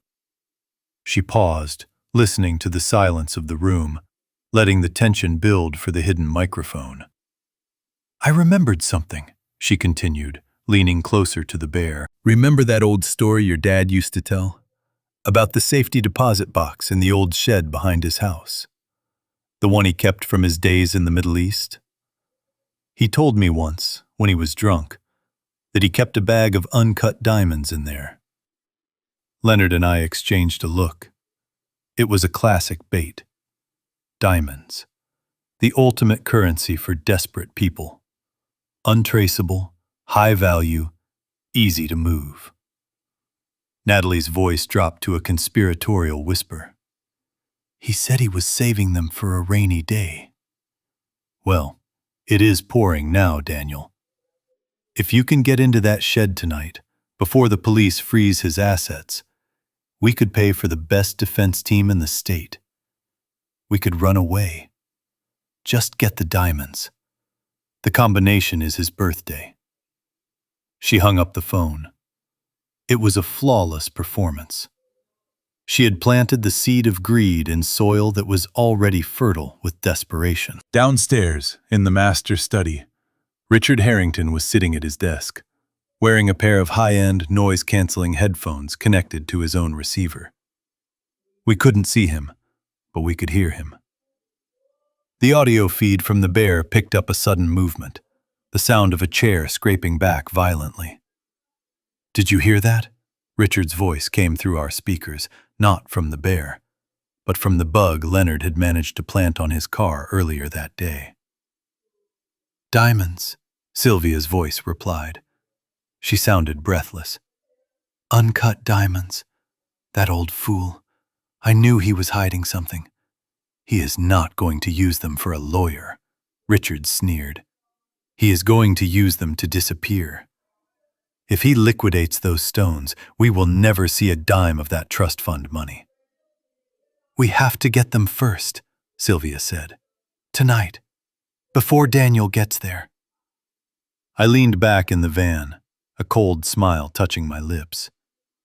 They weren't thinking about the law. They weren't thinking about Mia. They were thinking about salvation. And like all rats, they were about to run straight for the cheese, unaware that the trap had already snapped shut. The shed was unlocked. The safe was waiting. And inside wasn't a fortune in gems, but the paperwork that would end their charade forever. The silence in the surveillance van was broken by the sound of Richard Harrington crashing around his study. Through the high-fidelity speakers, the sound of his heavy leather chair scraping against the hardwood floor sounded like a thunderclap. I watched the audio waveform on the monitor spike red, matching the erratic rhythm of his breathing. Did you hear that? Sylvia's voice cut through the static, sharp and hungry. She wasn't whispering anymore. The pretense of the elegant society hostess had vanished, replaced by the raw desperation of a junkie looking for a fix. Uncut diamonds, Richard. Do you have any idea what those could be worth on the black market? I heard the sound of Richard pacing, his footsteps heavy and fast. If the bag is as big as she said, it could be $500,000, maybe more, he muttered, his voice trembling with a mixture of fear and excitement. That clears the interest on the bridge loan. It gets the bank off our backs for 6 months. It buys us time to access the girl's trust fund properly. I leaned forward, adjusting the gain on the microphone. This was it. The moment a human being decides to cross the line from desperate to criminal. But we have to move fast, Sylvia urged, the sound of glass clinking suggesting she was pouring herself another drink to steady her nerves. Daniel knows about it. If he gets to that shed first, if he takes those stones and runs, we are finished. We will be on the street by Monday. It is not stealing, Richard said, and I could practically see him adjusting his cufflinks, trying to rationalize the felony he was about to commit. It is safeguarding family assets. William is senile. He doesn't even know what he has. We are just redistributing the capital to where it is needed most. I looked at Leonard. He was shaking his head, a grim smile on his face. They were rewriting reality in real time to suit their conscience. I heard the distinct sound of a desk drawer sliding open. Then, a sound that made the hair on the back of my neck stand up. The heavy, metallic slide of a pistol slide being racked back. "I am going over there," Richard announced. "The shed is behind the main house. It is dark. I can park on the service road and cut through the woods." "Do you need the gun?" Sylvia asked, her voice wavering slightly. "Just for protection," Richard replied, his tone hardening. "Daniel is unstable. You heard the tapes. If I run into him, I have the right to defend myself. I am a grandfather protecting his family's future." I sat back in the darkness of the van, the cold smoke of my cigarette curling around the monitors. They had swallowed the hook so deep it was scraping their stomach lining. Richard wasn't just coming to steal. He was coming armed, prepared to use violence to secure his stolen lifestyle. The stakes had just escalated from burglary to armed robbery. "Let him come," I whispered to the screen. "The shed is open, the safe is waiting, and the only thing he is going to find in the dark is the end of his career." "Leonard, start the engine. We need to be in position before he crosses the property line." The digital clock on the microwave read 2:14 in the morning. The house was silent, a heavy, suffocating quiet that usually signifies sleep, but tonight it felt like a held breath. I moved through the kitchen without turning on a single light, navigating by memory and the faint gray glow filtering through the curtains. I was not wearing my pajamas. I was dressed in dark cargo pants, a black turtleneck, and my boots were laced tight. This was not a night for rest. It was a night for work. I stepped out the back door, the cool night air hitting my face like a damp towel. The fog had rolled in thicker than I expected, swirling around the ankles of the oak trees in the yard. It was perfect cover. Nature was conspiring to help Richard make his mistake. I walked across the damp grass to the old woodshed that stood at the edge of the property line. It was a weathered structure, smelling of motor oil and sawdust, the place where I tinkered with engines and fixed broken toys. To Richard, it was a treasure chest. To me, it was a mousetrap. I reached for the security keypad mounted on the doorframe. I didn't enter the code to arm it. Instead, I punched in the override sequence that disabled the silent alarm and the motion sensors. The small red light turned green. The perimeter was now open. I reached down and unlatched the heavy iron padlock, leaving it hanging open on the hasp. I pulled the door ajar just an inch, enough to show a sliver of darkness inside. An invitation. Then I walked to the back gate, the one that led to the service road behind the subdivision.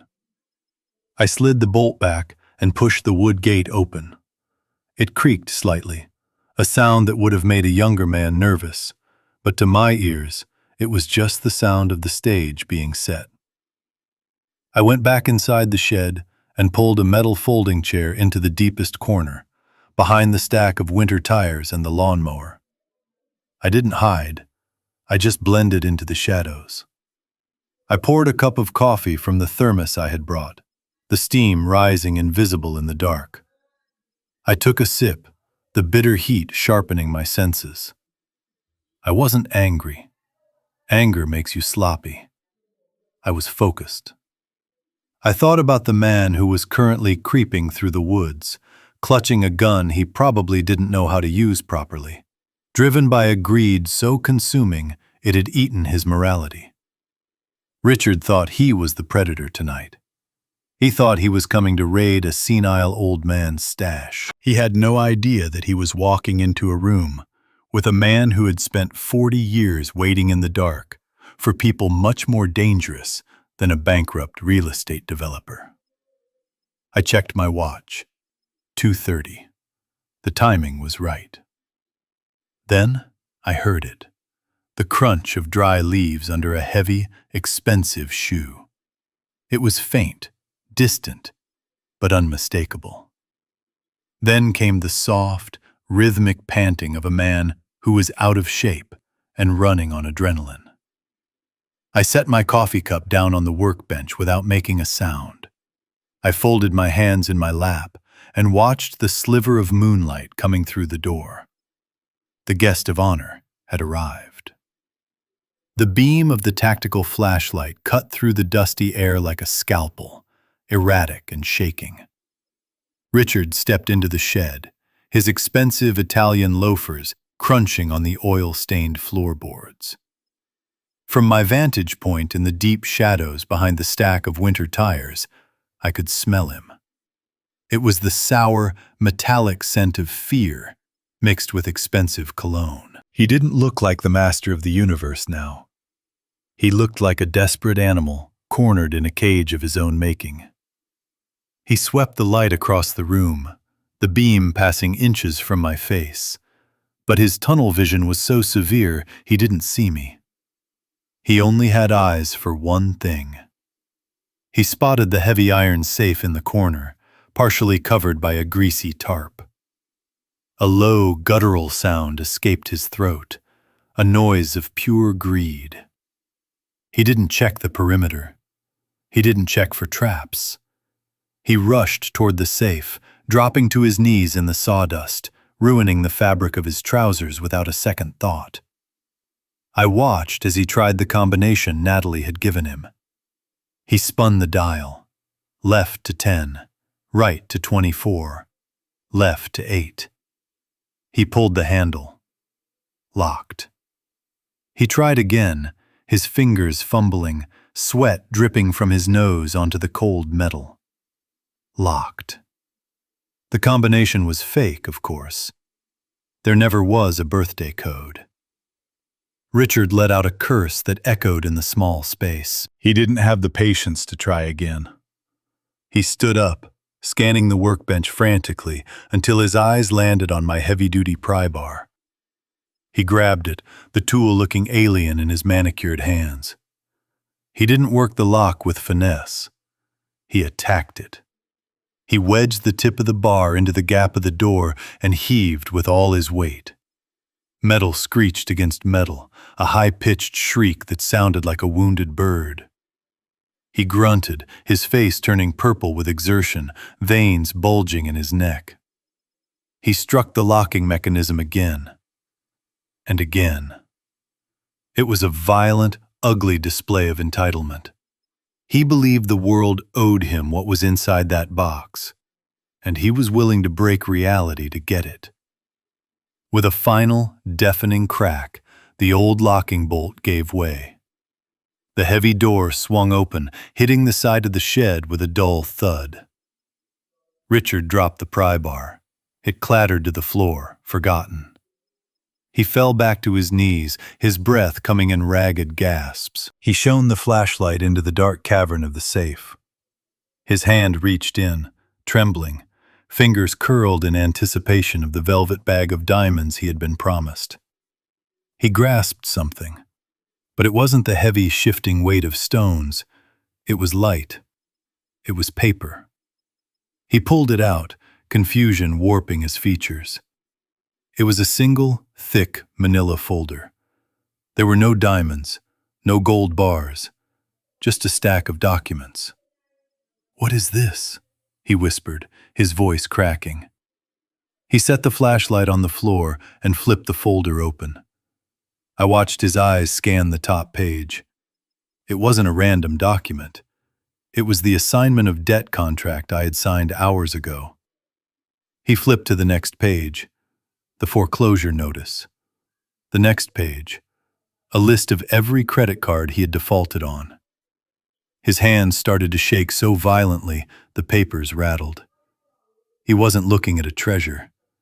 He was looking at his own obituary. He was looking at the undeniable proof that his debt had been purchased, consolidated, and was now held by a single entity. He froze. his brain trying to process the nightmare, realizing that the predator had just walked into the slaughterhouse. The beam of the flashlight trembled violently against the yellowing paper.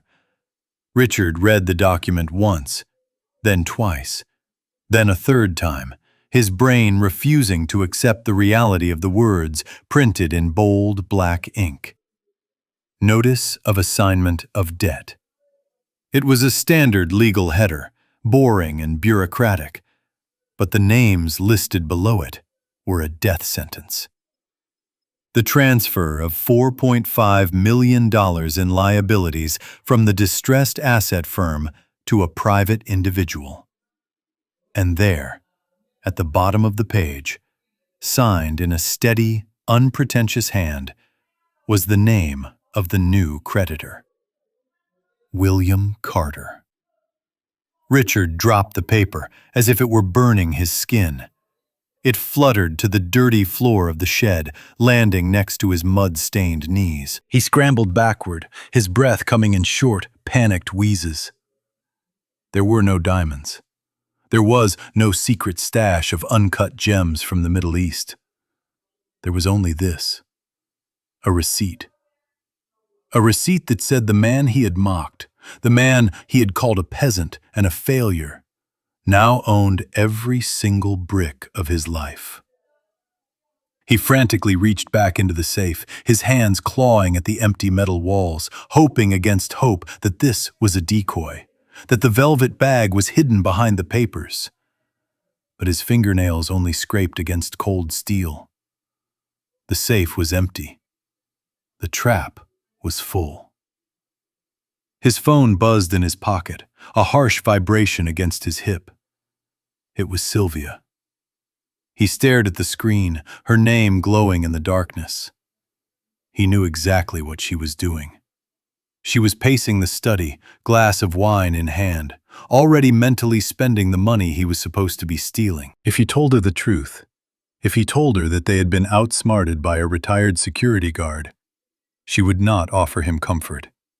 She would destroy him. She would look at him with that withering, aristocratic disappointment that terrified him more than bankruptcy.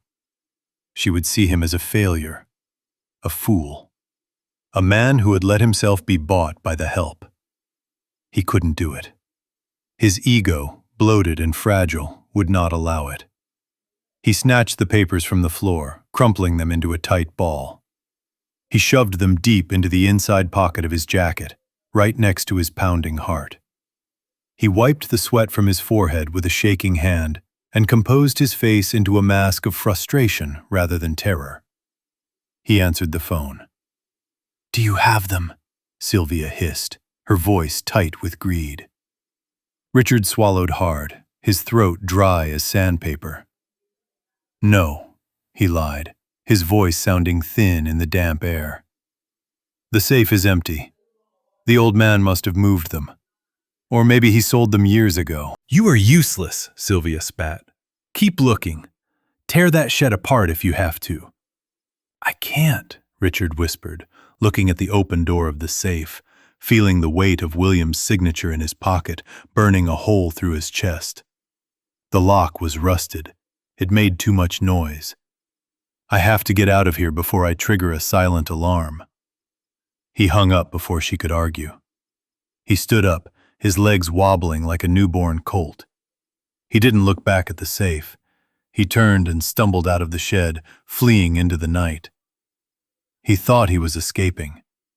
He didn't know that he was leaving the scene of the crime with the evidence of his own destruction tucked in his coat. And he certainly didn't know that the man who owned him was sitting 10 feet away in the darkness, sipping coffee and watching him run. The flannel shirt landed in the wastebasket with a soft thud. It had served its purpose well. For years, it was the camouflage of a harmless suburban grandfather, a costume that told the world I was irrelevant, slow, and soft. But today, the camouflage was no longer needed. Today, I was going to war, and a soldier does not march into battle in his gardening clothes. I reached into the back of my closet, and pulled down the heavy canvas garment bag that hadn't seen daylight in a decade. The zipper hissed as I opened it, revealing the charcoal gray bespoke suit I had purchased in London during a diplomatic security summit in the late 90s. It was cut from Italian wool, severe and sharp, the kind of suit that doesn't just fit a man, but commands the space around him. It smelled faintly of cedar and memories. I didn't rush. I shaved with a straight razor, scraping away the gray stubble to reveal the hard line of my jaw. I splashed cold water on my face, watching the water drip into the sink, washing away the fatigue. I put on the white dress shirt, stiff with starch, and fastened the cuffs. My fingers, usually stained with motor oil from the truck, were clean and steady. I tied my tie in a perfect double Windsor knot, pulling it tight against my collar until it felt like a chokehold on my own nerves. I stepped into the trousers and slipped on the jacket. It still fit. It hugged my shoulders like a second skin, reminding my posture to straighten, my chest to expand. I looked in the mirror. The man staring back wasn't the guy who struggled to figure out his smartphone. He was the man who used to walk into rooms full of generals and dictate the terms of engagement.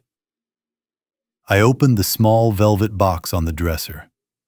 Inside sat a small gold lapel pin, the eagle and globe of the Marine Corps. It wasn't flashy. It was small, understated, and terrifying to anyone who knew what it meant to earn it. I pushed the pin through the lapel of the jacket. It was the final piece of armor. Daniel walked into the room, fumbling with his own tie. He stopped dead in the doorway. He looked at me, blinking, as if a stranger had broken into the house. He had never seen me like this. To him, I was just Dad, the guy who fixed bikes and complained about the weather. He had never met William Carter, the asset. "You look different," Daniel stammered, straightening his own posture instinctively. "I am not different," I said, shooting my cuffs and checking my watch. "I am just visible. Richard and Sylvia think power comes from a credit card limit. They think authority is something you buy at a country club. They are about to learn that real power is presence." I picked up the leather folder containing the assignment of debt paperwork. I didn't put it in a briefcase. I held it in my hand, a weapon ready to be drawn. "Let's go, son," I said, walking past him. "We have a party to crash, and I want to make sure I am looking Richard in the eye when I take his crown." The grand ballroom of the Fairfield Country Club was a monument to excess. Sunlight streamed through floor-to-ceiling windows, refracting off crystal chandeliers that hung like frozen waterfalls above the heads of the local elite. The air smelled of fresh orchids, expensive perfume, and the distinct metallic tang of hypocrisy. Round tables covered in white linen were crowded with the town's power players, bankers, judges, investors, all sipping champagne and nodding sympathetically at the stage. In the center of the spotlight stood Richard and Sylvia Harrington. They looked the part of the beleaguered saints perfectly. Richard was wearing a navy suit that probably cost more than Daniel's car, and Sylvia was draped in a cream-colored dress that projected an image of maternal softness. Between them, looking small and terrified in a stiff lace dress, stood Mia. She was clutching the teddy bear so tightly her knuckles were white. Richard gripped the podium with both hands, leaning into the microphone with a practiced gravity. "Friends, neighbors," he began, his voice dropping an octave to convey deep emotion. "Thank you for gathering here on such short notice. As many of you know, our family has been going through a private hell. It is never easy to admit that one of your own has failed. It is never easy to step in and say that a father is not fit to raise his own child." A murmur of agreement rippled through the room. I watched from the shadows of the double doors at the back of the hall. I saw heads shaking in performative sadness. They were buying it. Every word. "We tried to help Daniel," Sylvia chimed in, placing a hand on Mia's shoulder. "We gave him money. We gave him opportunities. But sadly, instability is a disease that refuses treatment. We could not stand by and watch our beloved granddaughter suffer in a toxic environment any longer. We had to make the hard choice. The moral choice." Richard nodded solemnly. "We have filed for permanent guardianship. It is a burden, yes. We are at an age where we should be retiring to our yacht, not raising a school-age child. But we accept this burden with love, because that is what family does. We protect the innocent."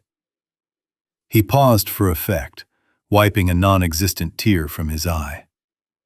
"And to ensure Mia has the stability she deserves, we are launching a new family trust initiative today.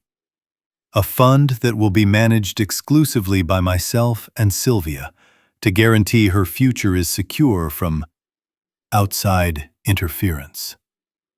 The room erupted in applause. Polite, rhythmic, wealthy applause. They weren't clapping for a rescue. They were clapping for a hostile takeover disguised as charity. Richard beamed, soaking in the adulation. He looked like a man who had pulled off the perfect crime. He scanned the room, making eye contact with the investors he hoped to squeeze for cash later. Daniel stood beside me, his fists clenched at his sides. He was vibrating with rage. He wanted to scream. He wanted to rush the stage. But I placed a hand on his arm. "Not yet," I whispered. "Let them finish the toast. Let them raise the glass. The higher they hold it, the harder it shatters when it hits the floor." We stood there, two ghosts in the back of the room, watching the Harringtons bask in their moment of glory, unaware that the bear in Mia's arms was recording every lie, and the man in the charcoal suit was holding the match that would burn their stage to the ground. The silence in the ballroom didn't last. Richard Harrington was a man who had built his entire life on the ability to spin a disaster into a sales pitch. He saw the badge in Leonard's hand. He saw the grim determination on my face, and he made a split-second calculation. He couldn't fight the police physically, but he could destroy us socially. He could turn the room against us before the handcuffs even came out. He threw his head back and laughed. It was a loud, booming sound that echoed off the vaulted ceiling, forced and theatrical. "Well, this is rich," Richard announced into the microphone, his voice dripping with condescension. "Ladies and gentlemen, please, do not be alarmed. It seems my son-in-law's father has decided to crash our celebration. And look at him. He is playing dress-up." He stepped out from behind the podium, walking to the edge of the stage, looking down at me with a sneer that twisted his face into a mask of ugly superiority. "I must say, William," he continued, pacing like a tiger, "that is a very nice suit. Did you rent it for the day? Or did you find it at a thrift store? It is almost convincing. Almost. But you can put a tuxedo on a stray dog, and it is still just a stray dog." A ripple of nervous laughter moved through the crowd. They were relieved. They wanted to believe Richard. They wanted to believe that the interruption was just a pathetic attempt by a lower-class relative to cause a scene, not a federal investigation. Richard fed off their laughter. He grew taller, more animated. He pointed a finger at me, accusing and sharp. "This man," he shouted, gesturing to the room, "is the root of the problem. He raised a son who doesn't know how to be a father. He raised a failure. And now he marches in here, dragging police officers away from real crimes, trying to intimidate us. But we will not be intimidated. We are Harringtons. We protect our own. He turned to Mia, who was standing frozen by Sylvia's side. He reached down and snatched the teddy bear from her arms. He didn't ask for it. He took it, roughly, ignoring the way Mia flinched. He held the bear up high, gripping it by one leg, dangling it like a trophy. "Look at this," Richard bellowed, shaking the bear. "We gave this to Mia. We gave her toys. We gave her a home. We gave her safety. This bear is a symbol of the life we are providing for her. A life of quality. A life of dignity. While her father offers her nothing but trauma, we offer her comfort." I watched the bear swing back and forth in his hand. The glass eyes were staring directly at the crowd.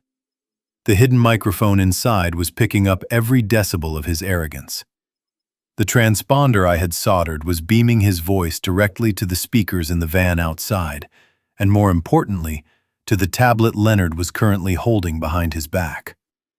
Richard smiled, a wide, winning smile that showed all his expensive veneers. "Go home, William," he sneered, lowering the bear, but keeping it clutched in his hand like a weapon. "Go back to your garage. Go back to your little life. You do not belong here. You are obsolete. And you are trespassing on property that belongs to people who actually matter." He looked around the room for applause, expecting a standing ovation for his defense of the family honor. He held the bear up one last time, a triumphant gesture. He had no idea that he was holding the very witness that was about to testify against him. He thought the bear was his prop. In reality, it was his judge, his jury, and his executioner. I stood my ground, unmoving, and waited for the echo of his words to die down. It was time to play the tape. Richard was still smiling, that wide, plastic grin of a man who believes he has crushed a bug beneath his heel. The crowd was murmuring, a sea of uncomfortable shifting and whispered judgments, waiting for security to drag the crazy old man away. But I didn't move. I didn't flinch. I simply reached into the inside pocket of my jacket. The head of security took a step forward, his hand moving to his belt, thinking I was reaching for a weapon. In a way, I was. But it wasn't made of steel and gunpowder. It was a smartphone with a cracked screen, running a custom interface that Leonard had coded that morning. I looked at Leonard, standing near the sound engineer's booth at the side of the stage. He gave me a barely perceptible nod. The country club's audio-visual system was top of the line, expensive, and completely unsecured. It was running on a standard wireless frequency that any first-year computer science student could bridge. For a team that used to dismantle encrypted networks in the 90s, it was like walking through an open door. I tapped the screen of my phone. Execute. A high-pitched squeal of audio feedback tore through the ballroom, sharp and violent as a shriek. The guests covered their ears, wincing in pain. Richard jumped back from the podium, clutching his chest, dropping the bear onto the stage floor. He tapped the microphone furiously. "Is this thing on?" he shouted, his voice small and tinny in the sudden silence. "Someone fix the sound!" But the sound wasn't broken. It had just changed management. I brought my phone to my lips, holding it like a walkie-talkie. When I spoke, my voice didn't just carry across the room. It boomed from the massive array of speakers suspended from the ceiling. It rumbled through the floorboards. It surrounded them. "You are right about one thing, Richard," my amplified voice thundered, causing the crystal chandeliers to vibrate. "You can put a suit on a dog, but it is still a dog. And you can put a tuxedo on a thief, but he is still a criminal." Richard stared around the room, panic wildly dilating his pupils. "Who is doing that?" he screamed at the sound engineer. "Cut his mic! Cut the power!" The engineer was frantically typing on his console, but his screens had gone black, replaced by a single, blinking command prompt. He looked up at Richard and shrugged helplessly. He was locked out. I took a step forward, my voice filling the hall with the authority of God. "You wanted to talk about protection, Richard. You wanted to talk about the sanctity of this family. You stood there and told these people that you were the savior of that little girl." I pointed to Mia, who was looking at the fallen bear on the stage. "But walls have ears, Richard, and so do teddy bears. You thought that toy was a prop, but for the last week, it has been a witness. And it has a very interesting story to tell." I tapped the screen again. The room went deathly silent. Richard lunged for the bear, realizing too late what was happening, but he was too slow. The speakers crackled once, a sound like static electricity, and then the recording began. It wasn't the edited tape of Daniel. It was the raw, unvarnished truth of the night before, played at maximum volume for all of Fairfield to hear. The trial was over. The verdict was about to be read by the defendants themselves. The static from the speakers cleared instantly, replaced by a sound so clear it felt like the ghost of the previous night had materialized in the center of the room. The first thing the audience heard was the unmistakable clinking of ice in a glass, followed by a heavy, exhausted sigh. Then, Sylvia Harrington's voice filled the cavernous ballroom. It was not the polished, melodic tone she had used to charm the mayor only minutes before. It was shrill, slurred with alcohol, and dripping with venom. "I am sick of this," the recorded voice screeched, echoing off the marble walls. "I am sick of pretending to care about that annoying little brat. She is whining about her father again. If she does not shut up, I am going to lock her in the basement." The reaction in the room was physical. A collective gasp sucked the oxygen out of the air. 300 heads turned in unison to look at Sylvia standing on the stage. She had frozen, her hand halfway to her mouth, her eyes wide with a horror that transcended embarrassment. She looked like a statue that was beginning to crack. But the recording was not finished. It was merciless. Richard's voice answered her on the tape, dismissive and cold. "Just give her a pill, Sylvia. Do whatever it takes to keep her quiet until the hearing on Thursday. We just need to get through the court date. I do not want to play mommy," Sylvia's voice snapped back, louder now. "I raised my daughter. I am done. I want my life back." "You will get your life back," Richard's voice promised. "Think of the math, Sylvia. The trust fund yields $40,000 a month. That is $40,000 of free money. That pays the mortgage. That pays the club dues. That gets the loan sharks off our backs. She is not a child, Sylvia. She is a golden goose. We just need to squeeze her until the money comes out." The brutality of the metaphor hung in the air like toxic smoke. A golden goose. In the ballroom, a waiter dropped a tray of champagne flutes. The crash of breaking glass shattered the spell of silence, but no one moved to clean it up. The wealthy elite of Fairfield, people who tolerated greed but despised vulgarity, recoiled in disgust. I saw the mayor slowly take his hand off Richard's shoulder and step away, as if the man were contagious. I saw the bank president lower his eyes, shaking his head. On stage, the facade had completely disintegrated. Richard was frantically waving his arms at the sound booth, screaming silently, his face a mask of purple rage. He looked like a conductor trying to stop a runaway train. Sylvia had collapsed into herself. She wasn't crying. She was trembling, realizing that her social standing, the only currency she truly valued, had just been incinerated in front of everyone she had ever tried to impress. Mia stood alone in the middle of the stage, the discarded bear at her feet.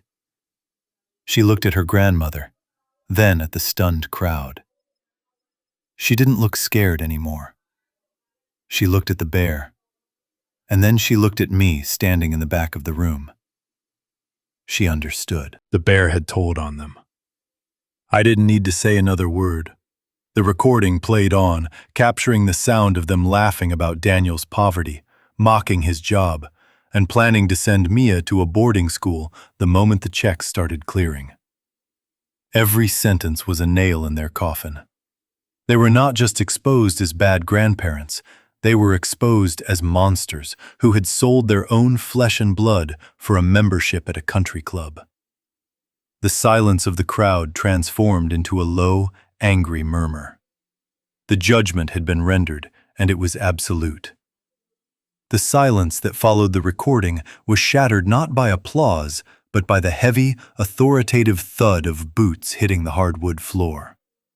The double doors at the main entrance were kicked open, and this time there was no ambiguity about who was entering. They did not wear tuxedos. They wore blue windbreakers with bold yellow letters emblazoned on the back and chest. FBI. Leonard, standing by the sound booth, finally pulled the badge from his belt and clipped it to his lapel. He raised his voice, cutting through the rising panic of the crowd.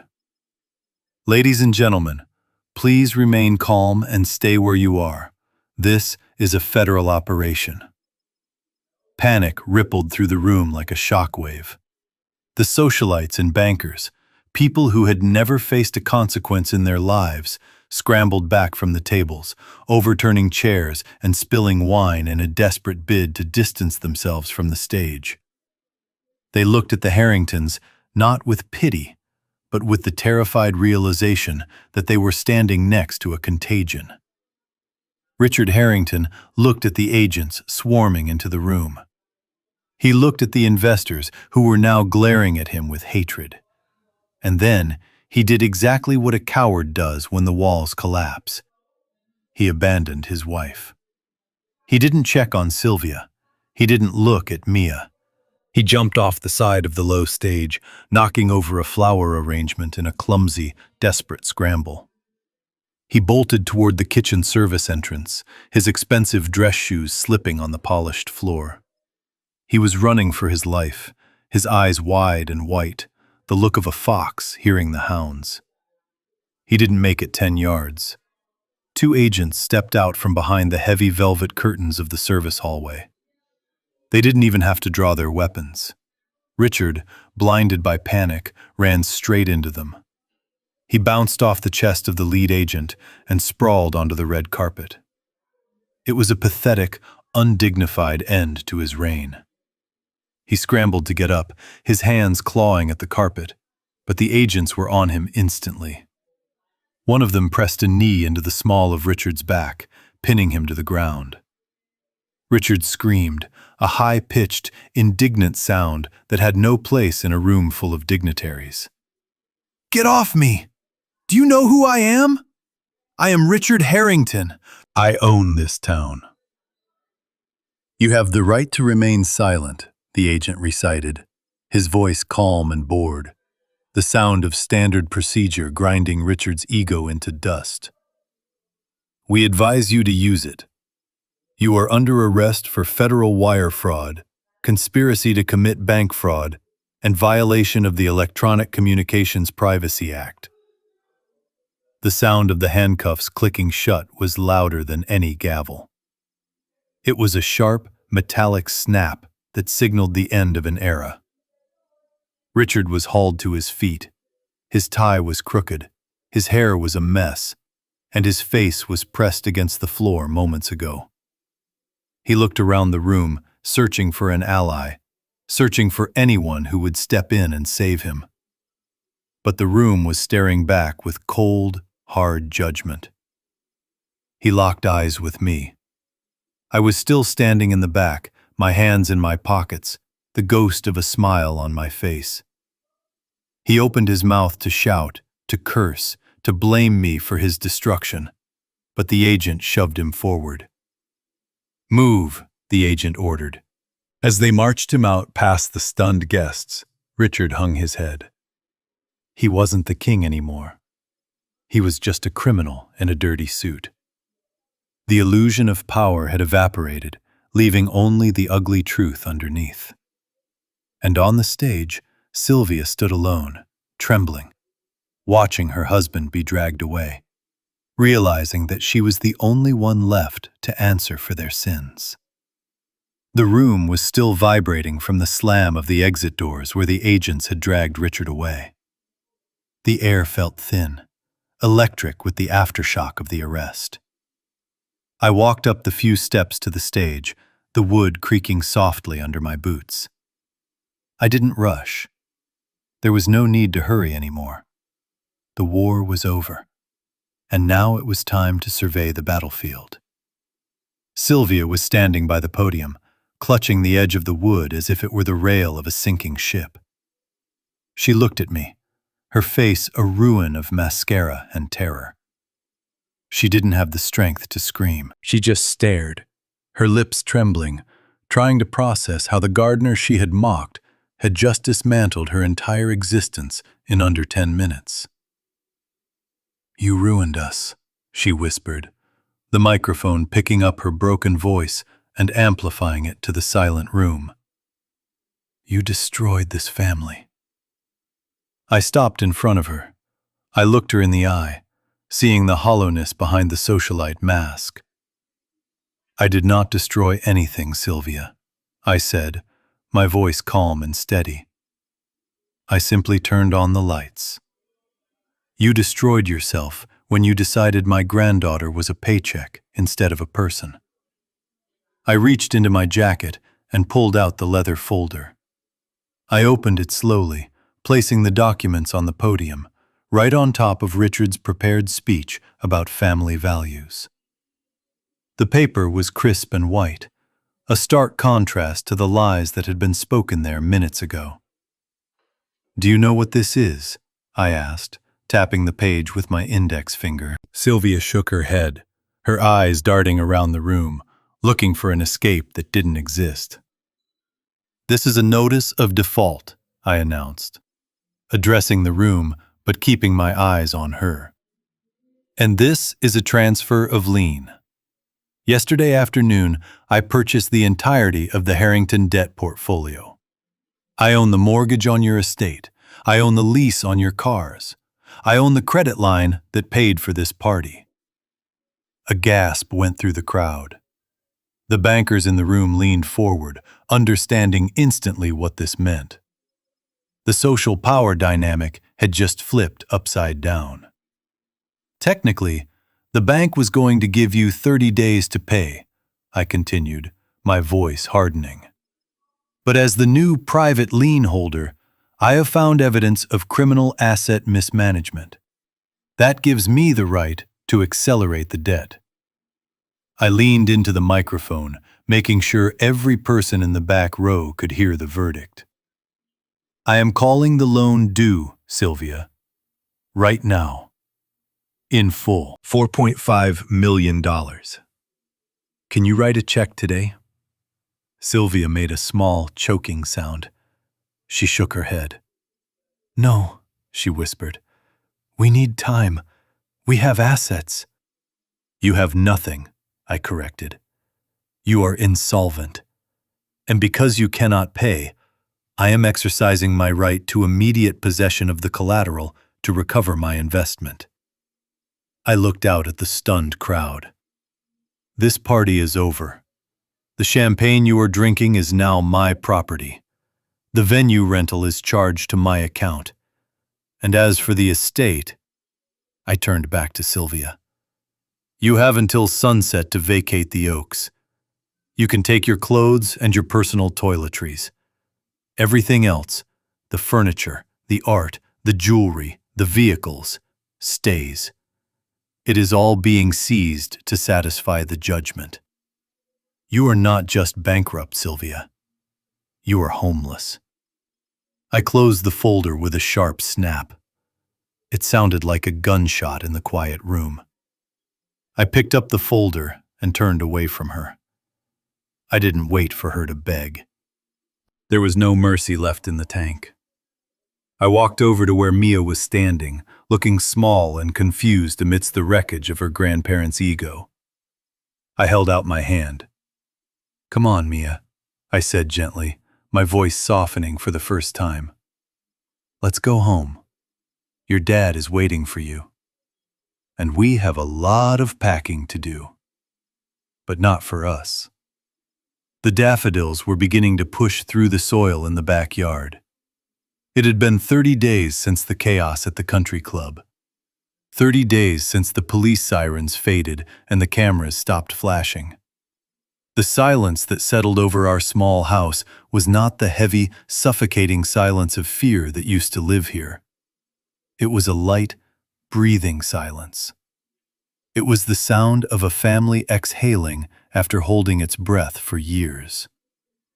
I sat on the wooden bench near the vegetable patch, wiping dirt from my hands with a rag.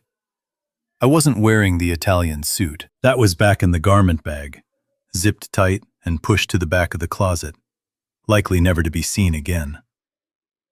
I was wearing my old flannel shirt, the one with the frayed collar, and my knees were stained with mud. To the neighbors walking their dogs, I was just William the retiree, the old man who spent too much time fussing over his tomato plants. And that was exactly how I wanted it. On the porch swing, Mia was pushing herself back and forth, her feet dangling in the air. Beside her sat the bear. He looked different now. The night after the party, I had taken him down to my workbench for one final surgery. I carefully cut the stitches I had made. I removed the motherboard, the battery pack, the microphone, and the antenna. I pulled out every piece of cold, hard technology I had implanted in him. Then, I stuffed him with extra cotton, making him soft again. I sewed him up with care, using a thread that matched his fur perfectly. He wasn't a spy anymore. He wasn't a witness. He was just a bear. A soft, dumb, lovable toy that could keep a secret without recording it. Mia hugged him tight, whispering a story into his ear. And for the first time, I knew no one else was listening. Through the open kitchen window, I could see Daniel and Natalie. They were preparing lunch together. It was a slow, tentative dance. The damage the Harringtons had done to their marriage was deep, and trust does not grow back overnight. It takes time, like a garden. But I watched as Daniel chopped vegetables and Natalie stirred a pot on the stove. At one point, Daniel reached out and tucked a strand of hair behind her ear. She didn't flinch. She leaned into his touch, just for a second, a small smile touching her lips. They were healing. They were remembering why they fell in love before the money and the manipulation tried to tear them apart. As for the estate, it was empty. The bank had taken possession the day after the arrest. I signed the rights over to a charitable trust, washing my hands of the tainted asset. Richard was currently sitting in a federal holding facility, denied bail due to flight risk. Sylvia was living in a small rented apartment 2 towns over, learning for the first time in her life how to grocery shop on a budget. They were ghosts to us now, fading nightmares that lost their power the moment the sun came up. I picked up my trowel and dug it into the earth. The soil was cool and rich. I planted a row of seeds, covering them gently. I wasn't a soldier today. I wasn't a hacker or a strategist. I was just a grandfather. I looked up at the sky, a brilliant, cloudless blue. The knot of anxiety that had lived in my chest for decades, the hypervigilance that kept me awake at night, was gone. My watch had ended. The perimeter was secure. I closed my eyes, feeling the warmth of the sun on my face, And for the first time in a long time, I felt truly at peace. This story serves as a powerful reminder that true wealth is not measured by the balance in a bank account, but by the strength of the bonds we share with our family. The Harringtons believed that their status made them untouchable, but they underestimated the unstoppable force of a grandfather's love. It teaches us that dignity and truth are the only foundations that last, while castles built on greed and lies will always crumble. Never mistake silence for weakness, because the quietest protectors are often the most dangerous when their loved ones are threatened. If this story touched your heart or reminded you of the silent heroes in your own life, please share it with a friend and follow our channel for more emotional tales of justice and redemption.